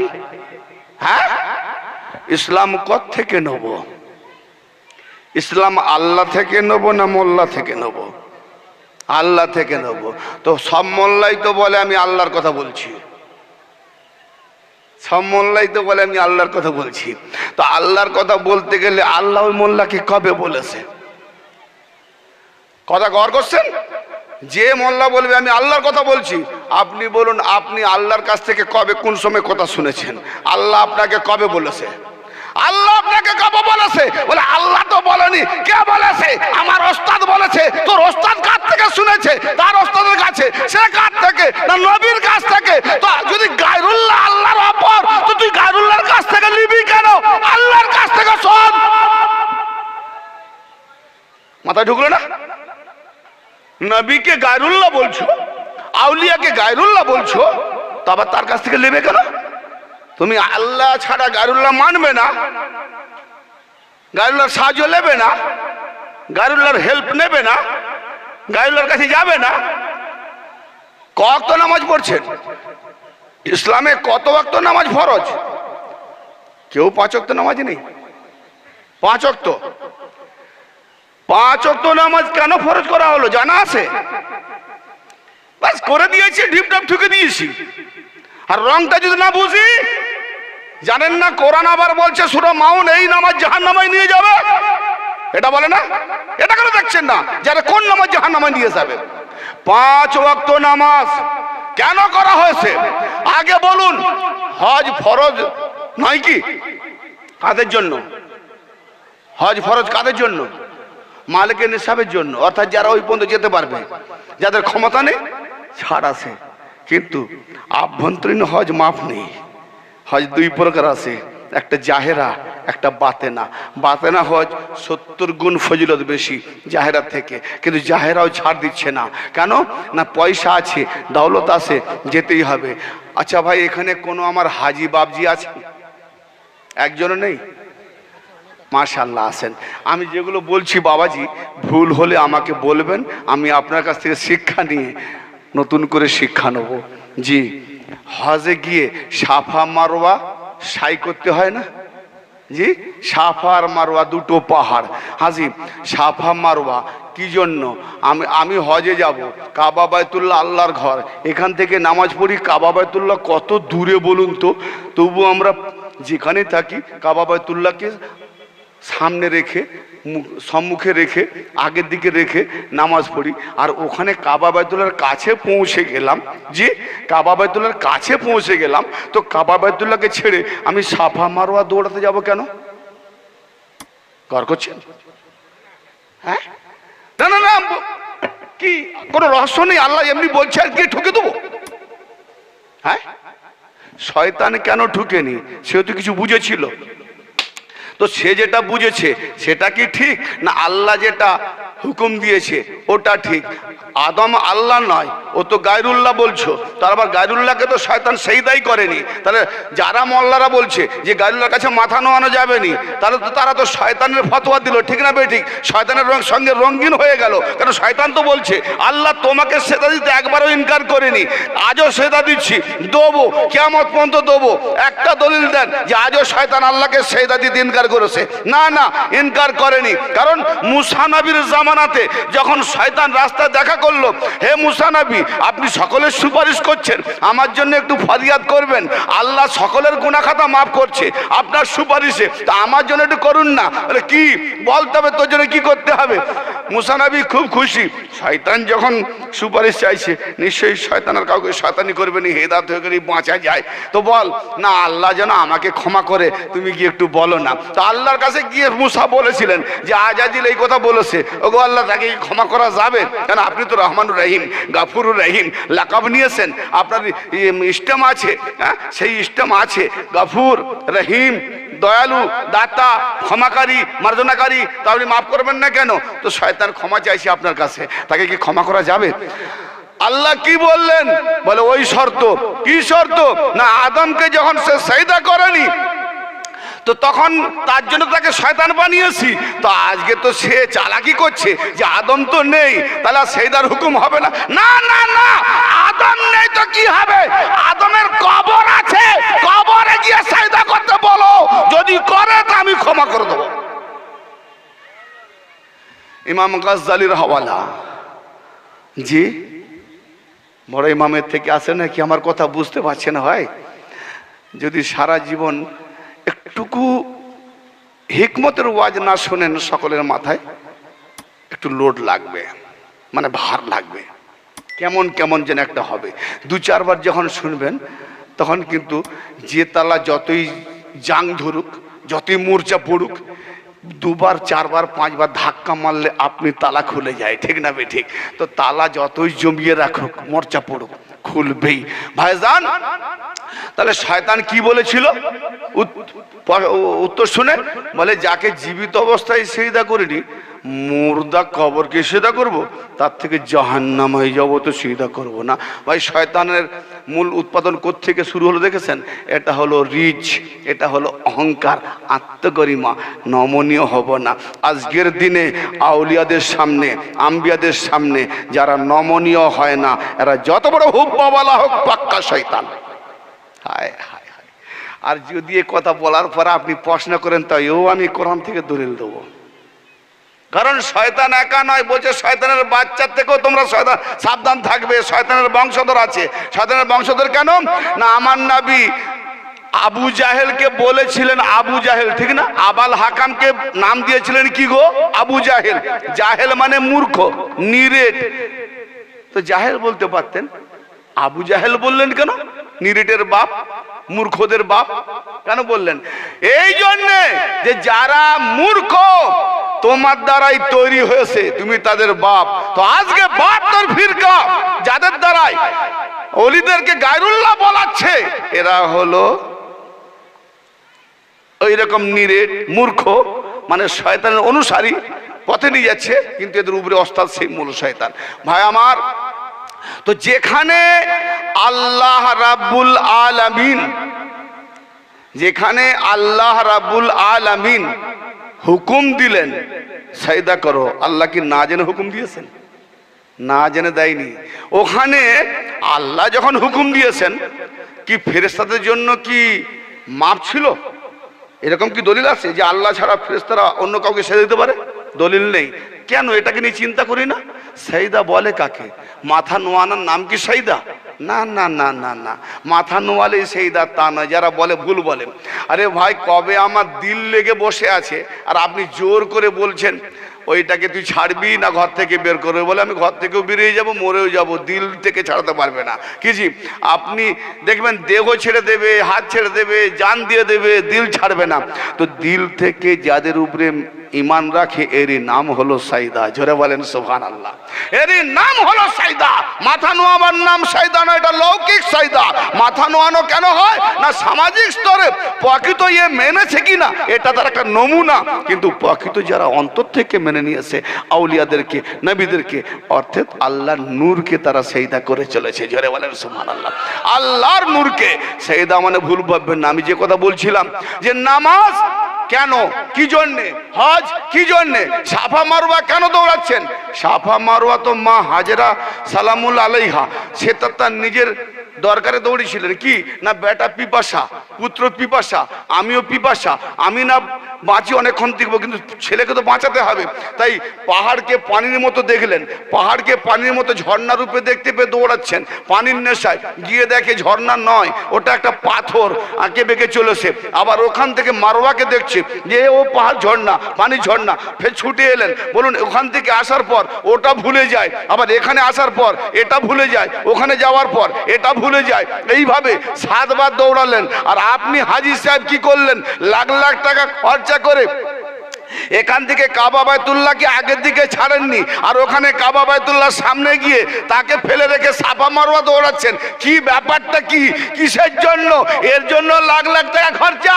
যদি আল্লাহকে বলেন কাবা ঘরে বসে, আল্লাহ আমার গ্রাম থেকে, শহর থেকে, আরামবাগ থেকে এই কাবা দিকে মুখ করে দিনরাত তসবিহ নামাজ পড়েছি, আল্লাহ রে এত টাকা খরচা করে তোর কাবাতে এলাম, আবার তুই বলিস সাফা মারওয়া যা, শয়তানকে পাথর মার, মিনাতে যা, হাজরা আসওয়াদকে চুমু দে, পাথরের পূজা কর, এসব কি শিরক বিদআত হচ্ছে? শিরক বিদআত হয় না? হাজরা আসওয়াদ কি পাথর? কালো পাথর। ইসলাম ধর্মে পাথর পূজা হারাম, ঠিক না বেটি? হ্যাঁ না বলেন, চুপ করে যাচ্ছেন কেন? আমি তো হক কথা বলছি নাকি? একটা আমি হাই সাহেবকে সামনে গাওয়া রাখছি, কোনো একটা কথা ভুল বললে উনি আমাকে ছেলে হিসাবে ভুল ধরিয়ে দেবে, আমি ওনার ছাত্র হয়ে যাব। হাজরে আসওয়াদ একটা কালো পাথর, তাকে চুমু দেবে কেন? আউলিয়াদের কাছে মাথা নোয়ালে বেয়াদব হয়ে যায়, বেদাত হয়ে যায়। ওলিদের পায়ে কেউ চুমু খেয়ে নিলে বেদাত হয়ে যায়, গুমরা হয়ে যায়, শিরক হয়ে যায়। তা হাজিরা তো পুরো শিরক করে এলো। কথায় আমি শিরক বলছি না, যুক্তি মোতাবেক। কেন না, গেছে তো আল্লাহর ইবাদত করতে, কাবা ঘরে বসে বসে ইবাদত করবে। আচ্ছা কাবা ঘরটা কিসের তৈরি? পাথরের। কে করেছে? আদম আলাইহিস সালাম ভিত করেছিলেন, ইব্রাহিম আলাইহিস সালাম তামির করলেন। আদম থেকে নিয়ে ঈসা পর্যন্ত কাবা ঘরকে বাইতুল্লাহ বানানো হলো না, মানে বাইতুল্লাহ ছিল, কেবলা বানানো হয়নি। ওর দিকে নামাজ পড়বে কোন নবীকে হুকুম দেননি, কোন নবীর উম্মতকেও দেননি। শুধু মুহাম্মাদের উম্মত আর মুহাম্মদ, তাও নবী মুহাম্মদ 16 থেকে 17 মাস বাইতুল মুকাদ্দাসকে কেবলা করে নামাজ পড়েছিলেন, তখনও হুকুম পাননি। কি জন্যে? যখন নামাজ পড়তে পড়তে বারবার তাকাচ্ছেন। কেন তাকাচ্ছেন? যে আল্লাহ প্রত্যেক মসজিদে ইমাম না থাকলে সে মসজিদ মসজিদ নয়, ঠিক না বেটি? মসজিদ মসজিদ নয়।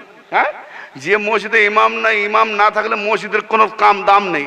মসজিদ করা মানে ইমাম দরকার আছে, ঠিক না বেটি? তো মসজিদ যদি হয় ইমামের জন্য, হ্যাঁ, নামাজ পড়তে গেলে ইমাম লাগবে, তাহলে মসজিদ হয়েছে মসজিদগুলির ইমাম কে? না মসজিদগুলির ইমাম তো বাইতুল্লাহ কাবা, ঠিক না বেটি? মসজিদগুলির ইমাম তো বাইতুল্লাহ কাবা। তো ওই কাবা আসল মসজিদ, আল্লাহর ঘর, মসজিদে হারাম, ওই কাবাকে ফলো করে বিশ্বে কোটি কোটি মসজিদ, ঠিক না বেঠিক? ও ভাইজান, তো এ মসজিদের ইমাম না হলে চলে না। ওই আল্লাহ পাকের বানানো, ইব্রাহিমকে দিয়ে যে মসজিদ বানানো হলো, ওর ইমাম কোথায় খুঁজেছি। এই জন্য ইমামের পিছনে তো আমি ইক্তেদা করলাম। বলি ইমাম সাহেব আমি তো নামাজ পড়লাম, আমার ইক্তেদা, আপনি ইমাম হলেন, আমি ইক্তেদা করলাম। আপনি যখন নামাজ পড়ছেন আপনি কার পিছনে ইক্তেদা করছেন? আপনার ইমামকে। যদি আপনার ইমাম না থাকে তো আপনি কি করে 5 ওয়াক্ত নামাজি হলেন? নামাজ পড়ো, নামাজ পড়ো না, আমি বলছি নামাজের বিরোধিতা করছি না, নামাজের বিরোধিতা করিনি। হাকিকতের ইমাম হতে হবে, ইমামের পিছনে নামাজ পড়তে হবে। তা নাহলে কি হচ্ছে? এই যেন একটা রেশম রেওয়াজ হয়ে গেছে, রেশম রেওয়াজ। করতে হয় করি, খেতে হয় খাই, একটা প্রচলন হয়ে গেছে। না না না না, প্রচলন নয়, হাকিকত দেখুন।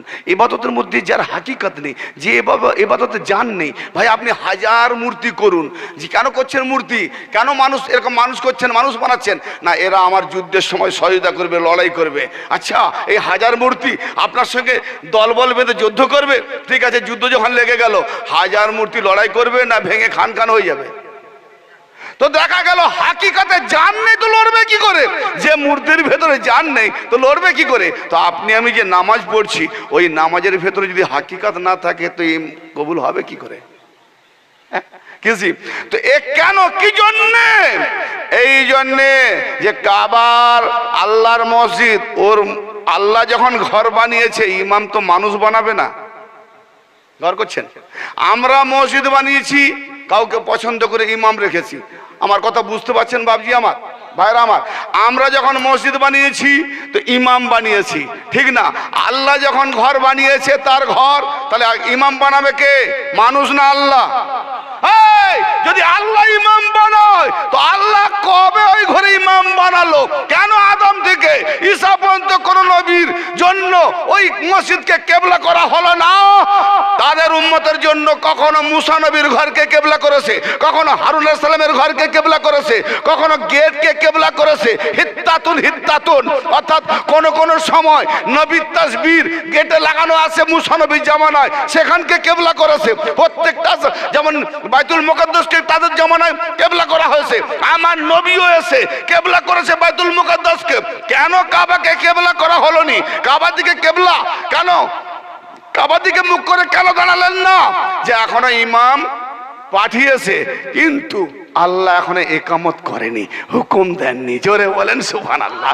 অর্থাৎ মসজিদের ইমাম যেমন দরকার, তো আমরা মসজিদ বানিয়েছি, আমরা ইমাম রাখি। আল্লাহ মসজিদ বানিয়েছে, আল্লাহ ইমাম রাখবে। তো আমার নবী বারবার তাকাচ্ছেন, আল্লাহ তুমি তো মসজিদ বানিয়েছো, ইমামও পাঠিয়ে দিয়েছো, হুকুম কেন দিচ্ছ না? কোরআন পাকে সূরা বাকারাতে বলছে যে হে নবী আপনি বারবার তাকাচ্ছেন, আমি বুঝতে পেরেছি। অতএব ইমাম যখন পাঠিয়ে দিয়েছি তো আপনি আর অস্থির নিচ্ছেন না, ঠিক আছে? আপনি নামাজের হালতে, সিজদার হালতে কাবার দিকে সিজদা দিতে লাগুন, কাবাকে কেবলা করে নেন। জোরে বলেন সুবহানাল্লাহ। কাবা কেবলা হয়ে গেল। কেন কেবলা হলো? এর আগে কেন হলো না? তো কাবা ঘরে ইমাম কোথায়? আল্লাহ বলছে আমার নাম তো আলী, আমি গায়েবে আলী, আমি আরশে আলী, কিন্তু আমার ঘরে একটা দেখেন কাবা ঘরের ভেতরে কোন নবী আসেননি, একমাত্র কায়নাতের আউলিয়াদের সুলতান আলীকে কাবা ঘরে পাঠানো হয়েছে ইমাম করে। জোরে বলেন।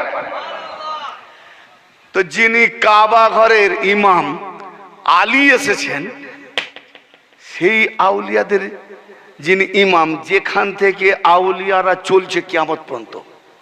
ও জি, আউলিয়া আল্লাহগণ যত এসেছেন, আসছেন, আসবেন, এদের মূল আলী, সুলতান আলী।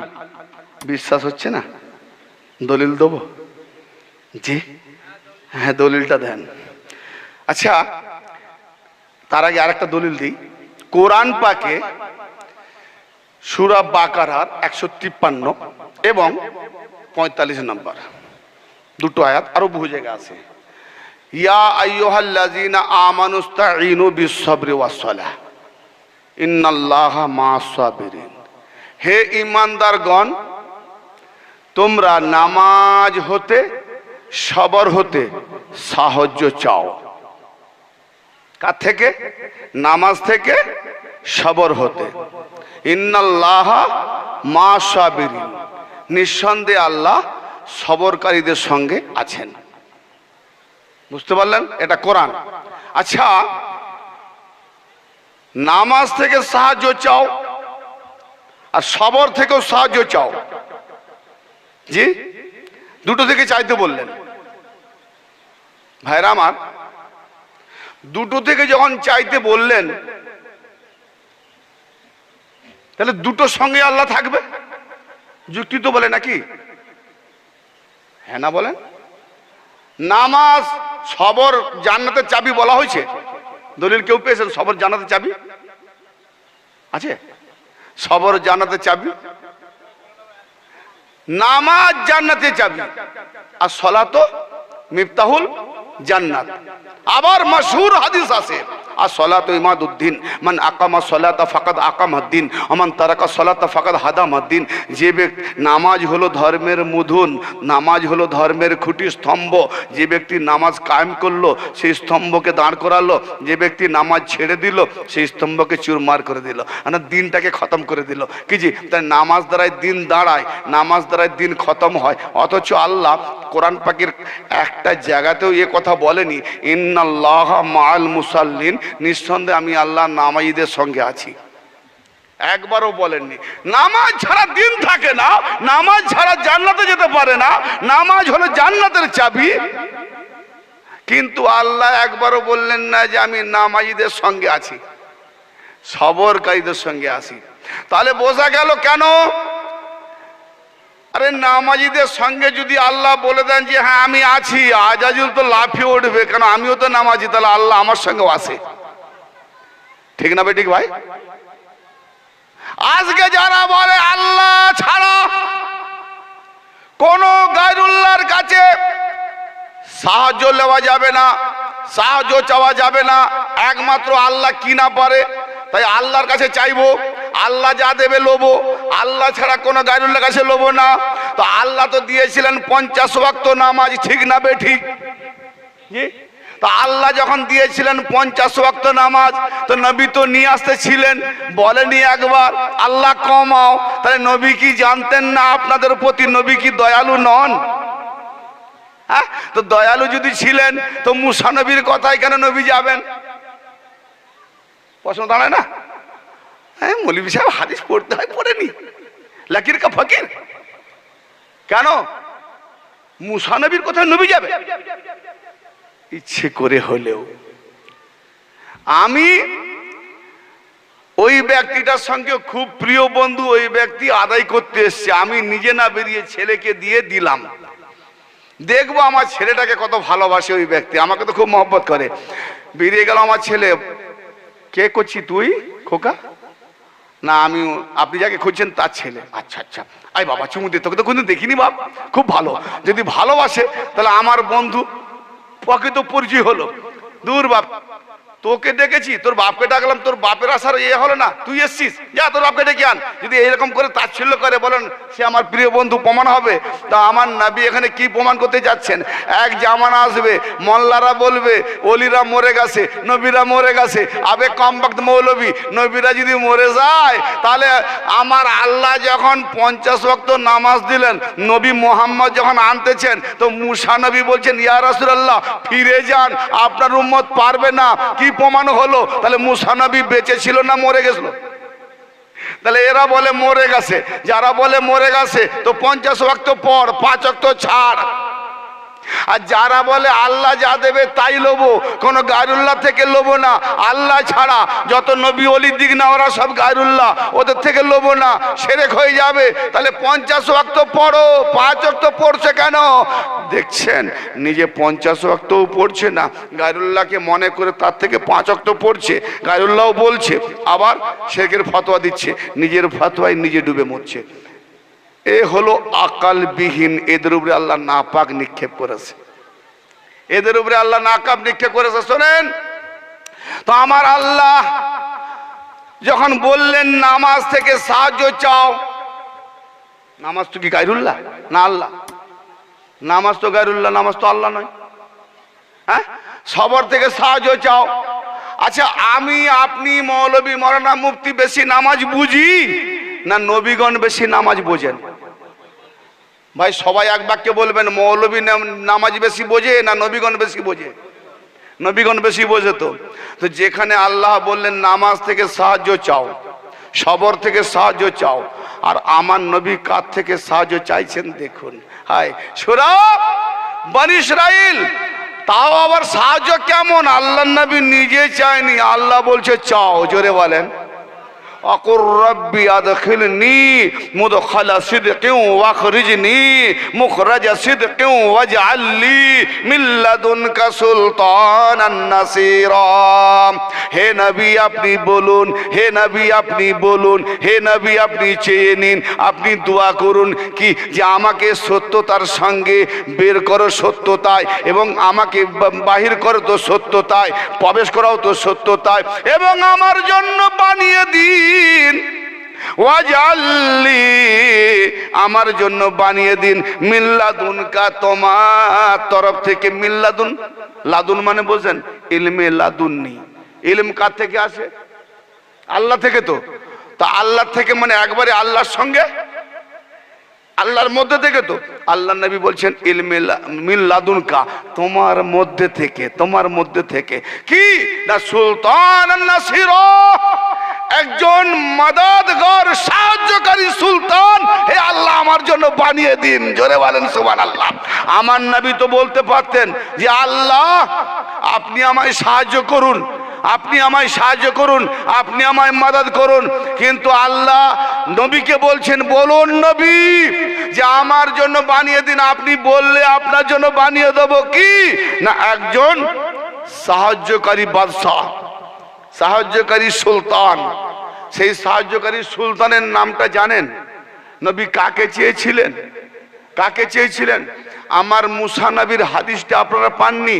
আলেম ওলামারা হার হামেশা বলে আল্লাহর নবী বলেছিলেন ইয়া আলী আনতা মিন্নি বিমান জিলাতি হারুন মিন মুসা, হে আলী মুসার স্থানে হারুনের যে গন্তব্যস্থল, হে আলী আমার স্থানে তোমার সেই গন্তব্যস্থল। জোরে বলেন সুবহানাল্লাহ।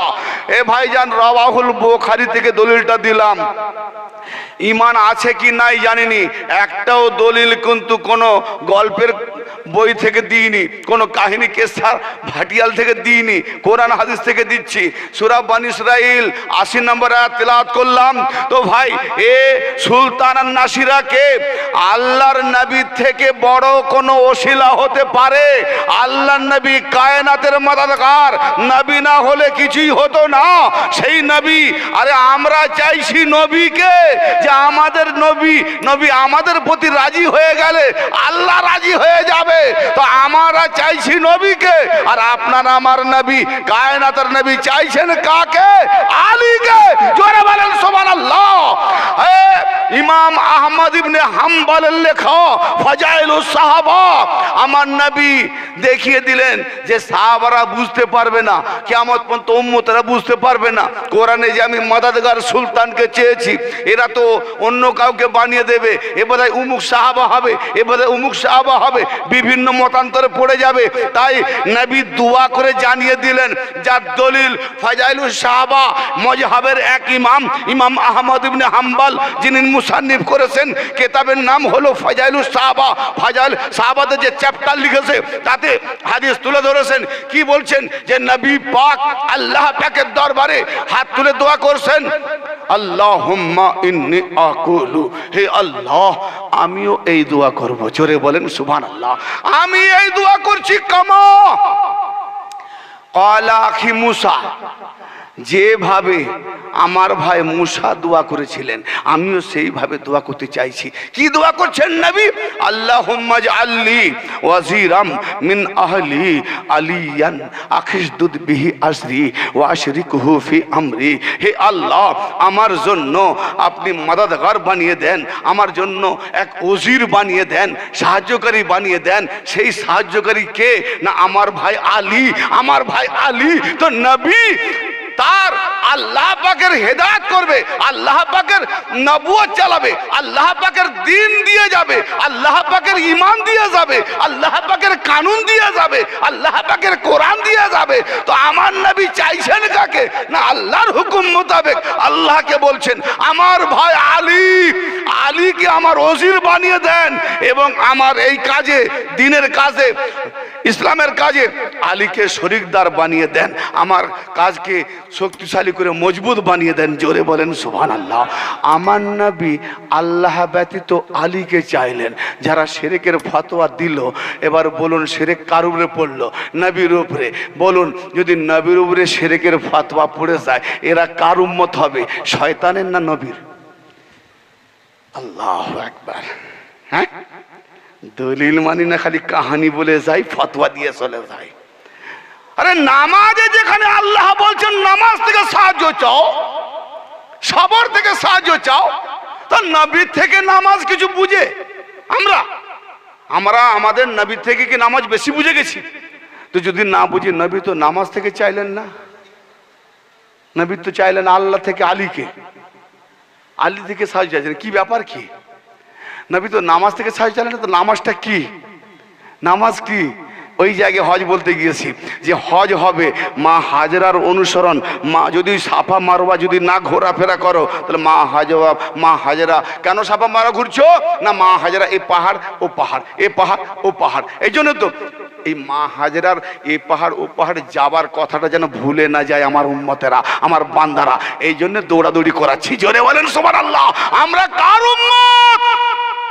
নবী মুহাম্মদের উম্মত। মা হাজরার স্মরণ করাচ্ছে। মা হাজরার বংশে আমার নবী, তার জন্য অত দূরে মা হাজরার স্মরণ করাচ্ছে। তাহলে মা হাজরার বেটির স্মরণ কিভাবে হবে? মা হাজরার এই কি বলে নবী পাকের বেটির স্মরণ কিভাবে হওয়া দরকার, তার দলিল আছে। কিন্তু আসলে যেগুলো করছি সেগুলো দেখাই, তবে তো চোখে আঙুল দিয়ে বুঝতে পারবে, নাহলে এখানে বুঝতে পারবে না। আচ্ছা বলেন, আউযুবিল্লাহি মিনাশ শাইতানির রাজিম বললে যদি শয়তান দূর হয়ে যায়, তাহলে ওখানে শয়তানকে মারতে যাচ্ছে কেন? আবার এমন রাগ, মারতে মারতে শুনেছিলেন এক বছর, এই 2-3 বছর আগে 700 হাজি মারতে মারতে সেই হাজিদের পায়ের তলায় নিজেরাই মরে গেছে, কত পিষ্ট হয়ে। কি রাগ! সে শয়তান হাসবে না কাঁদবে গো? শয়তান বলে এরা নাকি আমাকে মারতে চাইছে। যে শয়তানকে মারছে, যারা ওই হাই সাহেব গিয়েছেন, একটা বড় পাথর, মেজো পাথর, ছোট পাথর, 3টে জুমরা করা আছে না? হ্যাঁ, বড় পাথরটা কেন না, ইব্রাহিম আলাইহিস সালাম ওই জায়গাটায় শয়তানকে মেরেছিল। ছোটটা কেন ইসমাইল আলাইহিস সালাম মেরেছিলেন, মেজোটা কেন মা হাজরা মেরেছিলেন, জি না? তো 3 জন মেরেছিলেন শয়তানকে। তো আমাদের কাছে তো শয়তান আসেনি। ইব্রাহিমকে বলেছিলেন কোথায় যাচ্ছ? বলছি আল্লাহর দাওয়াতে। বলে কি দাওয়াত? এই কুরবানি দিতে। কাকে? বলে ছেলেকে। এই কে হুকুম করছে? বলে আল্লাহ। কখন? না স্বপ্নে। স্বপ্ন আবার সত্য হয়? বলেছে লা হাওলা ওয়ালা কুওয়াতা। বলে তুমি জানলে কি করে আমি শয়তান? বলে যে নবীর স্বপ্নকে সন্দেহ করে সে শয়তান হয়। তখনই পাথর ছুঁড়েছিলেন। মা হাজরাকে বললো বেরিয়ে এসো। বলে কেন? না বেরিয়ে এসো, তোমার বেড়ায় লা হাওলা ওয়ালা কুওয়াতা। হে হাজরা তুমি জানলে কি করে আমি শয়তান? বলে যে নবীর বিবিকে বেরোতে বলে তখনই সে শয়তান প্রমাণ হয়। ও জি, বুঝতে পারছেন? তাহলে ইসমাইল আলাইহিস সালাম কইছেন তোর বাপ কুরবানি দিতে নিয়ে যাচ্ছে। বলে আল্লাহর হুকুম হলে হবে। আরে ছেলে তুই বুঝিস না আল্লাহর হুকুম কোথায় কি স্বপ্ন দেখছে? বলে লা হাওলা ওয়ালা কুওয়াতা ইল্লা বিল্লাহ। শয়তানকে পাথর ছুঁড়ে মেরেছিলেন। তো এই 3টে কথার জন্য পাথর ছুঁড়ে মেরেছেন। ইসমাইলের স্মরণ রাখার জন্য পাথর ছোড়ো শয়তানকে, তারা মেরেছিলেন জিন্দা শয়তানকে। আজকে হাজিরা মারছে মুর্দা শয়তানকে, ঠিক না বেটি? এখানে শয়তান আছে যেখানে মারে? কাল্পনিক। তাহলে কাল্পনিক ইবাদত চলে, বোঝা গেল? কাল্পনিক ইবাদত চলে। যদি হাজরে আসওয়াদ এত ভিড় তোয়াফ করতে করতে বোঝা দিতে পারছে না, কি করব? ভিড়ে তো যেতে পারছি না হাজরে আসওয়াদের কাছে, কি করে চুমু খাবো? তো ওখানে খাদেম থাকে, বলে দেয় আপনি এখান থেকে ইশারা করে, নবী বলেও গেছেন ইশারা করে চুমু খেয়ে নেন। তাহলে দূরে আসে, ওখানে চুমু ওখান থেকে ইশারা করলে ওটা চুমু খাওয়া হয়ে যাবে? বলে হ্যাঁ হয়ে যাবে। তাহলে দূরেরটা যদি চুমু খেলে এখানে চুমু খাওয়া হয়ে যায়, হজি তো দূরের অলিকে স্মরণ করলে এখানে স্মরণ হবে না? হ্যাঁ, কোথা থেকে সব নিয়েছেন? আপনি নিজেও করছেন না, তো নিজে ভুলে যাচ্ছেন। আল্লাহু আকবার। ভাবতে বড় অবাক লাগে। আমরা দিনের আসল হাকিকাত ছেড়ে দিয়েছি, আর খোসলাগুলোকে নিয়ে দৌড়াচ্ছি। হ্যাঁ, নেবুর কোষ খায় না, নেবুর ছালকে নিয়ে ছেড়ে দৌড়াচ্ছে, বলে এটাই তো নেবু, ভেতরে কোষ নেই। ভাই আমার, হজের মধ্যে গিয়ে চুমু খাচ্ছেন কালো পাথরকে, মারছেন পাথরকে, মারছেন ছোট পাথর দিয়ে, দৌড়াচ্ছেন পাহাড় পাথর, সব পাথর। তওয়াফ করছেন পাথরের ঘর, পাঠিয়েছেন আলীকে। ঘরটা কি দরকার ছিল না, আলীকে পাঠিয়েছে তার একটা ঘেরা দরকার ছিল। তো আলীকে পাঠাবার জন্য আল্লাহ বলে আমার ঘর হয়ে যায়। ভাইজান, যদি অলির জবান, অলি কথা বললে কার কথা হয়? কথাই বলে না অলির জবান আল্লাহর জবান। ভুল বললাম না ঠিক বললাম ভাই? সবাই বলছেন তো অলির জবান যদি আল্লাহর জবান হয়, আর অলি যে ঘরে আসে ওটা আল্লাহর আশা হয় না? আচ্ছা, প্রমাণ দেবো, নিয়ে নেন কোরআন থেকে। সূরা আল ফাতাহ 10 নম্বর আয়াত।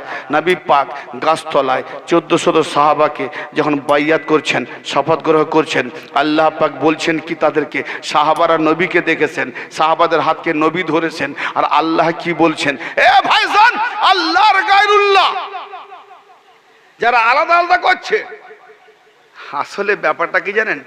সূর্য আর সূর্য থেকে যে তাপ কিরণটা আছে, এই দুটোকে যদি কেউ আলাদা মনে করে সে একটা পাগল নয় না? কথা বুঝতে পারলেন না? সূর্য এখন দেখা যাচ্ছে সকালে উদিত হবে, কিন্তু যখন উদিত হবে আস্তে আস্তে লালিমা কাটবে, কিরণটা নিচে আসবে। তো আমাদের দরকার সূর্যের না কিরণের? কিরণ, তো তাপ দরকার। তো তাপটা দরকার। ওই তাপটাকে যদি কেউ বলে সূর্য, সে পাগল নয়? তো তাপ সূর্যও নয়, কিরণটা সূর্য নয়, আবার সূর্যটা কিরণ নয়, কিন্তু কিরণ সূর্য থেকে আলাদাও নয়। যে কিরণ সূর্য থেকে আলাদাও নয়, আবার সূর্য কিরণ থেকে আলাদা নয়। তো আল্লাহ মোহাম্মদ থেকে আলাদা নয়, মোহাম্মদ আল্লাহ থেকে আলাদা নয়। আল্লাহ নূর, গায়েবের নূর। এই যে লাইট জ্বলছে 11,000 ভোল্টেজ, আপনার 11,000 ভোল্টেজ তারের মধ্যে দিয়ে আসছে নেগেটিভে, সে কিন্তু দেখা যায় না, অন্ধকার। তো আল্লাহ নেগেটিভে দেখা যায় না, পজিটিভে 5 ওয়াটের ল্যাম্প জুড়ে দেন তো দেখা যাচ্ছে। অতএব 5 ওয়াটওয়ালা, 5 পাওয়ারওয়ালা কোনো ওলি থাকলে তার দ্বারা আপনি আল্লাহর নূর দেখতে পাবেন, তার দ্বারা আপনি আল্লাহর নূর দেখতে পাবেন। অতএব আল্লাহর নূর ওলির দ্বারাই নিতে হয়, নেগেটিভ দিয়ে নয়। 11,000 ভোল্টেজ আপনি কারেন্ট পাবেন না। যদি ওখানে নিতে যান, ফেসিবল তার জুড়ে দেন, ফুটুস হয়ে যাবে। হ্যাঁ, যেখান থেকে নেওয়ার সেখান থেকে নিতে হয়। তো ভাইজান, আমরা তো ডাইরেক্ট বুঝে গেছি। ডাইরেক্ট তো আমিও হয়নি, আর কোনো মোল্লাও ডাইরেক্ট হয়নি। বুঝছে? চিচিঙ্গারের ভেতরে ছিল, আলুর ভেতরে ছিল, পটলের ভেতরে ছিল। বলে কি করে এইসব কথা বলছো? আরে আমার আব্বা মা যদি পটল না খেতেন, চিচিঙ্গা না খেতেন, চাল না খেতেন, এটা না খেতেন, ওটা না খেতেন, রক্ত হতো না, রক্ত না হলে শুক্রকীট হতো না, শুক্রকীট না হলে মজ্জা হতো না, না হলে আপনি আমি মোল্লা কেউ হতো না। ঠিক না বেঠিক? আরে তৈরি করতে গিয়ে এত ভয়, আর আল্লাহ পেতে গেলে ডাইরেক্ট কি করে হয়? এইসব কোথা থেকে যে কোথাকার সব, হ্যাঁ, মানে বড় বড় পান্ডা মৌলবী শিখেছি, আমার তো মাথায় ঢুকেনি। কোরআন এত হাওয়ালা রয়েছে না, কোরআনের ধারে কাছে গেলে কোরআনের কিচ্ছু বোঝে না, কোরআনকে নিয়ে গবেষণা করছে না, আর কোরআনকে নিয়ে অন্যান্য জাতিরা গবেষণা করে আসমানে উঠছে। ভাইজান, কাবা ঘর, এ ঘর সে ঘর, হ্যান ত্যান সব ওসিলা। যে ইমাম সাহেব, হাই সাহেব, আমার চাচাজি আছেন, গড় করেন, ইমাম সাহেব যে জায়গাটায় দাঁড়ায় কাবা ঘরে, সেই জায়গাটায় আগের দিকে একটা মাকামে ইব্রাহিম আছে না, মাশাআল্লাহ, দেখেছেন উনি, সুবহানাল্লাহ। সেই মাকামে ইব্রাহিমের পায়ের চিহ্ন আছে না, মাশাআল্লাহ, মিলে যাচ্ছে। ভাই, উনি আমার কাছ থেকে 10,000 ঘুষ খায়নি, জি, আমি, বুঝলেন না, আর উনি আমার কেউ আপনও নয়, একদম আজকের পরিচয়, ঠিক না বাবাজি? এবার যদি মনে করেন যে আমি ধরে এনেছি, তাহলে ভালো করে পাতা নিয়ে এলেন, যদি হয় তাহলে আমি আতঙ্কবাদী, জি। তো অনেক, বা আরো হাই সাহেব যারা আছেন জিজ্ঞেস করেন মিলে কিনা। যে মাকামে ইব্রাহিম আছে, ওই মাকামে ইব্রাহিমটা যেখানে ইমাম দাঁড়ায় তারপরে, ঠিক না বেঠিক? কাবা ঘর আগে, মাকামে ইব্রাহিম, তারপরে ইমাম। কেন না, এই মাকামে ইব্রাহিম, কাবা ঘর হলো চৌকো। কি সাংঘাতিক ব্যাপার! কাবা ঘরে যেদিকে মানুষ দাঁড়াক সেদিকেই সেজদা দিবে, কাবা ঘরকে সেজদা হয়ে যাবে। কিন্তু জামাতে যখন নামাজ পড়বে, ইমামের পিছনে ইক্তেদা করতে হবে। তো ইমাম তো 4 দিকে দাঁড়াবে না, হোক না 4 দিক, কিন্তু ইমাম তো দাঁড়াবে একদিকে। তো তার জন্য দাঁড়াবার সিমটম কি না, সিমটম হলো যে ঘর বানিয়েছে আল্লাহ, যাকে দিয়ে বানিয়েছে সে হলো ইব্রাহিম আলাইহিস সালাম। তো তারও তো সম্মান থাকবে, তারও তো জিকির থাকবে, তারও তো নাম যেন ভুলে না যায়, ইমামও না ভুলে, মুক্তাদিও না ভুলে। ও হো, তো সেই কাবা ঘর রইল আগে, তারপরে মাকাম ইব্রাহিম, মানে ইব্রাহিম যে জায়গায় দাঁড়িয়েছিলেন ওটা একটা পাথর, তার মধ্যে ইব্রাহিমের পায়ের ছাপ। কেন পায়ের ছাপ রয়ে গেল? পাথরে আবার মানুষের ছাপ পড়ে?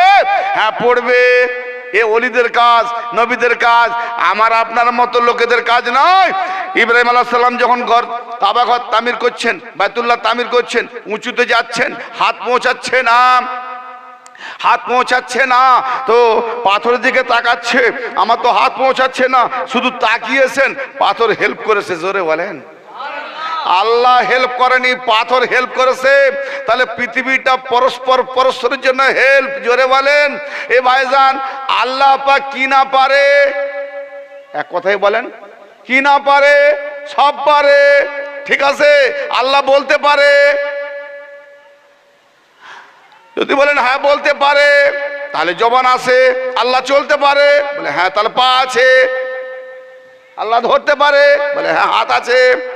তা আল্লাহ যদি হাত থাকতো, তাহলে অলির কেন?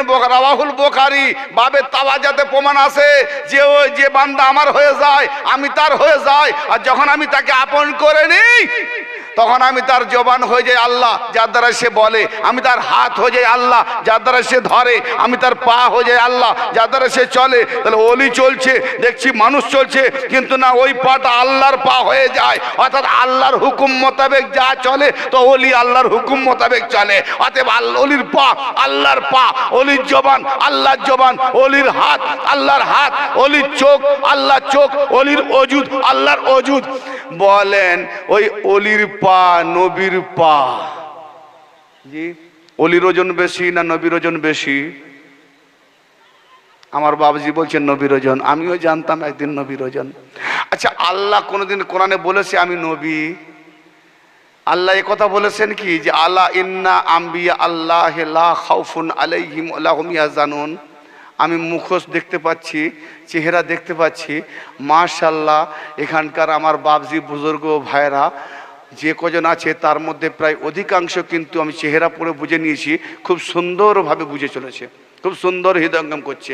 খোদার কসম, 2-3 বার যদি আমার ক্লিপগুলো দেখেন না, ইনশাল্লাহ মাথায় ঢুকে যাবে, হাকিকত কিছু পয়দা হয়ে যাবে ইনশাল্লাহ।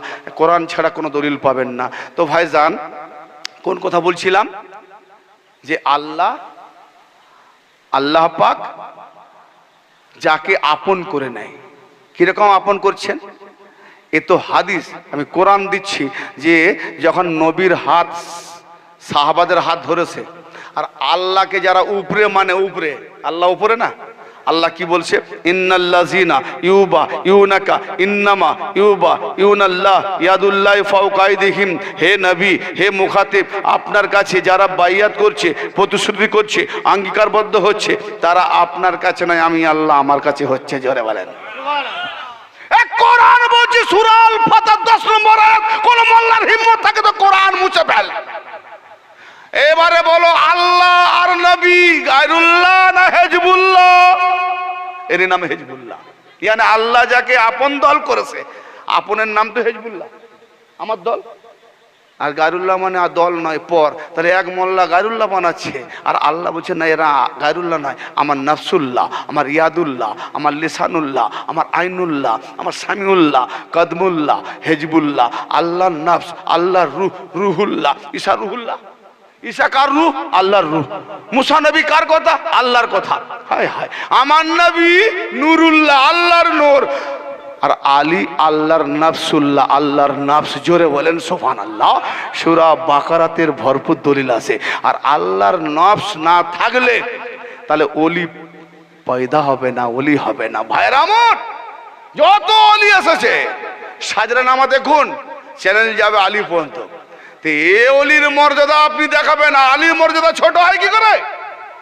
ভাই আমার, তো সেই আলীকে যদি আমরা চিনতে না পারলাম, বুঝতে না পারলাম যে নবীর জন্য আলী দরকার, আরে আমরা নবীর উম্মত, তো নবী পাক চাইলেন কাউকে নয়, আলীকে। হা হা হা, আলীকে। তো আমার কায়নাতে তামাম নবীদের নবীর জন্য দরকার কি না আলী। এ আল্লাহ আমাকে আলী দাও। তো নবীর জন্য আলী দরকার। আপনি কোন ক্ষেত্রে মৌলি বড় উম্মত হয়ে গেছেন যে আপনার জন্য আলী দরকার নাই? হায় হায় হায় হায়, হ্যাঁ, কিসের তো বড় উম্মত মৌলবী হয়ে গেছেন। নবী চাইছেন যে আল্লাহ আমাকে আলী দাও, আলীকে আমার ওসির বানাও, আলী আমার সাহায্যকারী হোক, কারণ আলীর দ্বারাই কিয়ামত পর্যন্ত দিন থাকবে, তা না হলে দিন মিটে যাবে। তো আজকে যে দিন আছে, নবী চেয়ে নিয়েছেন যাকে, অবাক হলেও কিছু করার নয়, কারণ আমি যদি এটা আমার কথা বলতাম ধরে নিতেন, দলিল আছে গো বাপ আমার। হ্যাঁ, আল্লাহ বলছেন আপনি যাদের বায়াত করছেন আপনি করেন, আমি আল্লাহ করছি। হে রাসূল, তাদের হাতের উপর ইয়াদুল্লাহ ফাওকা আইদিহিম, তাদের হাতের উপর যে আপনার হাত, ওটা আপনার হাত না, আমি আল্লাহ আমার হাত। জোরে বলছে। তা আমার আল্লাহ নবী রজুদকে যদি বলে আমি আল্লাহ বায়াত করছি, আমার আল্লাহ নবীর হাতকে যদি বলে এটা আমার হাত, এ মোল্লা কোথাকার পাওয়ার পেয়ে গেছে? নবীকে আর আল্লাহকে আলাদা করছে, ওলিকে আর আল্লাহকে আলাদা করছে? না না না না, আল্লাহ গায়েবে, গায়েবে নূর দেখা যায় না, নবী জাহেরে, জাহের নূর দেখা যায়। যে জাহেরে শরীক আছে, কেন না? গায়েবে কোনো শরীক নাই, আল্লাহ যে লা শরীক, গায়েবে শরীক নাই, জাহেরে শরীক। কত রকম আপনি মাদিয়াত, পানি, ঠান্ডা গরম হলে তবে জ্বলবে, ঠিক না? এ শরীক আছে ঠান্ডা গরম। তা নবীর শরীক হলো আলী। জোরে বলেন, নবীর শরীক হলো আলী। এইবারে আমি আসি আপনাদের সামনে একটা বড় ভাইটিয়াল দলিল দিয়ে আমি সমাপ্ত করব। ভাইরা আমার, আমরা তো সবাই শুনেছি কোরআন পাকে আল্লাহ বলেছেন যে ইয়া আইয়ুহাল্লাযীনা আমানু দুখুলু ফিস সিলমি কাফা, সূরা বাকারার 208 নম্বর আয়াত। হে ঈমানদারগণ, তোমরা ইসলামে পরিপূর্ণ প্রবেশ করো। আর ওয়ালা তাত্তাবিউ খুতুওয়াতিশ শায়তান, শয়তানের পদাঙ্ক অনুসরণ করো না। তাহলে শয়তান ইসলাম মানতো, কি মানতো না? শয়তান নামাজ মানতো, সাজদা মানতো, আল্লাহ তসবিহ মানতো, জিকির মানতো, আল্লাহর হুকুম মানতো। কিন্তু আরেকটা দিকে আছে কি না, আল্লাহর যাহা ইবাদত শয়তান সব মানতো, কিন্তু আল্লাহ যাকে মনোনীত করেছেন, নির্বাচন করে নিয়েছেন, যাদের তারা ইসলাম চালাবে, শয়তান তাকে মানে না। এটা না মানার নামই হলো শয়তান বা শয়তানের বাচ্চা। তাই বলছি ওয়ালা তাত্তাবিউ খুতুওয়াতিশ শায়তান, শয়তানের পদাঙ্ক অনুসরণ করো না। তো শয়তান নামাজ পড়তো, আমরাও নামাজ পড়ছি, কি শয়তানের পদাঙ্ক অনুসরণ হচ্ছে? না না, এটা হয় না। আল্লাহ হুকুম করেছে পড়তে, তার বেলাও করেছে, আমার বেলাও করেছে, কিন্তু এটা পড়ছি। আর শয়তান যেখানে বলেছে মাথা নোয়াও, আর ওর মতো যদি বলি না অলিকে ধরো, অলির রাস্তায় চলো, যদি ওর মতো না মানি, শয়তানের বংশধর। জি, কোথায় বলেছে? সূরা আল কাহফ 50 নম্বর আয়াত। দেখে নেন, কোরআন নিয়ে আসুন, না দেখাতে আমি এবার বলছি না ভাইজান। আচ্ছা, আমরা রোজানা প্রতিটা জুম্মায় একটা খুতবা পড়ি। খুতবা ইলমির মধ্যে, খুতবায়ে নাবাতের মধ্যে, বিভিন্ন খুতবার মধ্যে আছে এই হাদিস। আহলে সুন্নাতের 73 কিতাবের মধ্যে ভরপুর আছে। কি হাদিসটা? সরাসর হাদিসটা একবার আম হয়ে গেছে। আল্লাহর নবী বলেছেন মাসালু আহলে বাইতে, মাসালু আহলে বাইতে কা সাফিনাতে নূহিন, মান রাকিবাহা নাজা ওয়া মান তাখাল্লাফ আনহা গারিকা। আমার নবী বলেছেন যে আমার আহলে বাইত হলো নূহ নবীর জাহাজের মতো। টপিকটা বলবো না ছেড়ে দেবো? আহলে বাইত বলে কাকে? আহলে বাইত মানে গৃহবাসী, ঘরওয়ালা, পরিবার। আল্লাহর নবীর আহলে বাইত কি? আল্লাহর নবীর আহলে বাইত কাকে বলে না? আল্লাহর নবীর আহলে বাইত হলো, আসেন, নারায়ে তাকবীর, নারায়ে তাকবীর। তো ভাই, আল্লাহর নবীর আহলে বাইত কি? আল্লাহর নবীর আহলে বাইত হচ্ছেন হযরত আলী, খাতুনে জান্নাত ফাতেমা এবং ইমাম হাসান হোসেন। রাওয়াহুল বুখারী, আহলে সুন্নাতের 73 কিতাব, বিভিন্ন কিতাব থেকে ভরপুর, কোরআন ও হাদিসের আলোকে প্রমাণিত। এবং সূরা আল আহজাবের এই আয়াতের উপরে প্রায় 70 জন রাবি থেকে আরো ভরপুর দলাল মওজুদ আছে। মুক্তাসার বয়ানে বলছি যে আহলে বাইত, আল্লাহর নবী বলছেন আমার আহলে বাইত হলো নূহ নবীর জাহাজের মতো। যারা এতে সাওয়ার হলো তারা মুক্তি পেয়ে গেল, আর যারা ছেড়ে দিল তারা গোমরাহ হয়ে গেল। আচ্ছা ভাইজান, এতদিন পর্যন্ত আমরা এই কাজটি শুনে আসছি, যা শুনে আসছি। আর একটা কথা আমরা জানি যে কোরআন যদি না থাকে তো হাদিস আসতেই পারে না, ঠিক না ভাই? ঠিক। যদি কোনো হাদিস এসেছে, কোরআন যদি না আসে তাহলে বানাওয়াট করা হয়েছে, কারণ কোরআনের বিপরীত কোনো হাদিস আসতেই পারে না। কোরআন বলবে এক, হাদিস বলবে তার উপরে মেনে নেওয়া যায় না। আল্লাহ নবী বলছে যখন হাদিসটা কোরআনের সঙ্গে মিলাবে, যদি অনুমোদিত হয় তাহলে নেবে, নাহলে দেওয়ালে মারবে। দলিল আছে ভরপুর। তো ভাই আমার, আল্লাহ নবী যে হাদিস দিলেন এর কোরআনও আছে।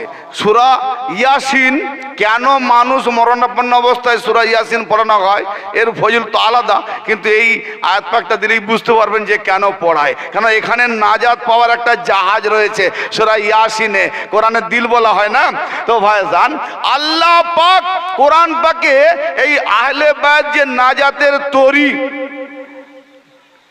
উম্মতের তরি, সাফিনা, কোরআন পাকে আল্লাহ পাক এই আয়াতও দিয়েছেন, দলিল দিয়েছেন। কি বলছেন? ওয়া আন্না লাহুম হামালনা যুররিয়াতাহুম ফিল ফুলকিল মাশহুন ওয়া খালাকনা লাহুম মিন মিসলিহি মা ইয়ারকাবুন। আল্লাহ রাব্বুল আলামিন বলেন, নিঃসন্দেহে আমি আল্লাহ নূহ নবীর কাছ থেকে ভরপুর জাহাজ, ভরপুর করে তাদের বংশধরকে বহন করেছিলাম।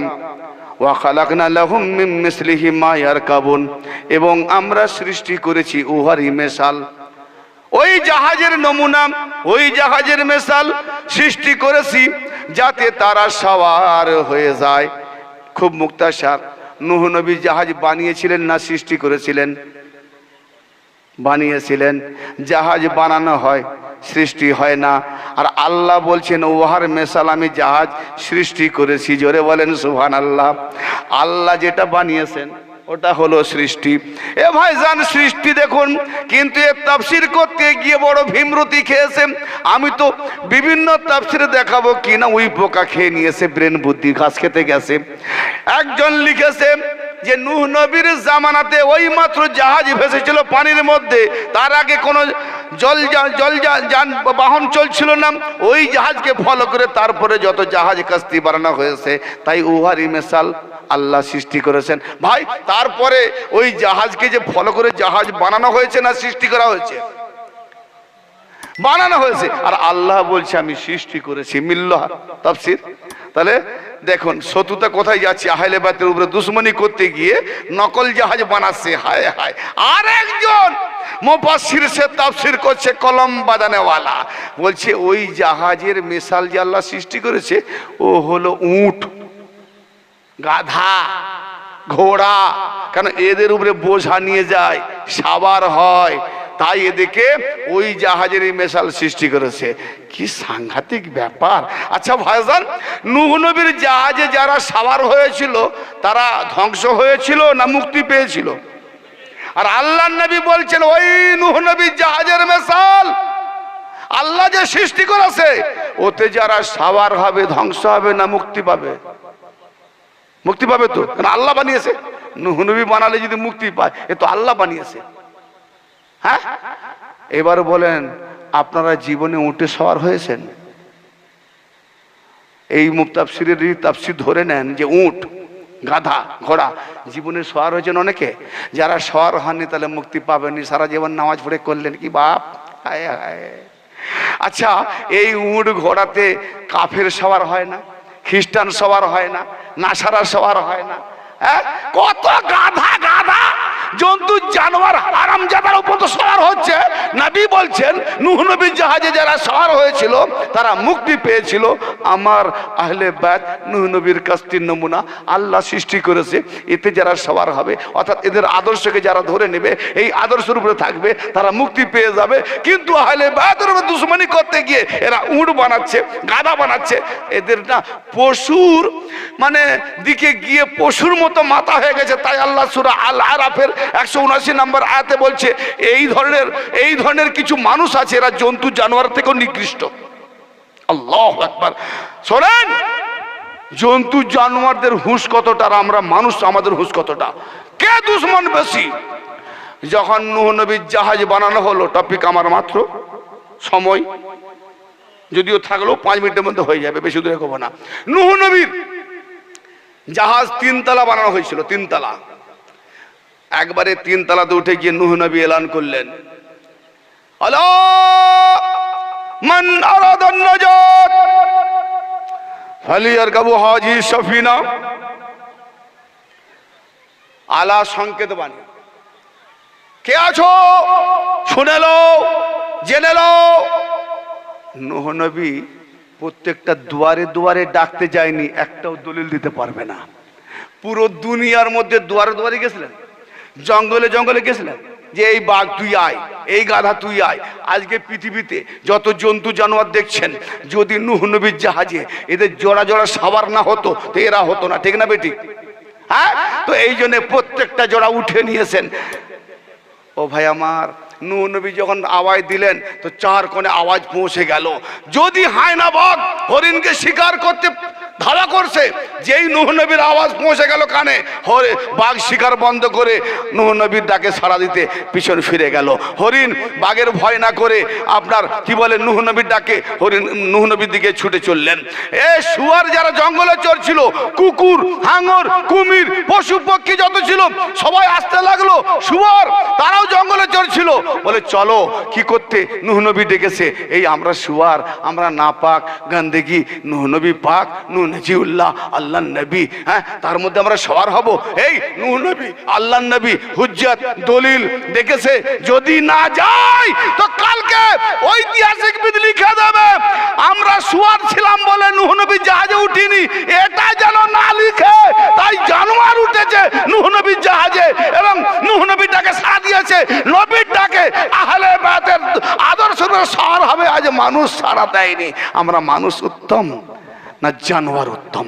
আল্লাহ যেন আমাদের প্রত্যেককে কোরআন ও হাদিসের আলোকে ঈমান ও নূরওয়ালা ঈমান এবং যে পথে গেলে সিরাতে মুস্তাকিম পাবো সেই সিরাতে মুস্তাকিমের দিকে যেন চালিত করেন। আমিন।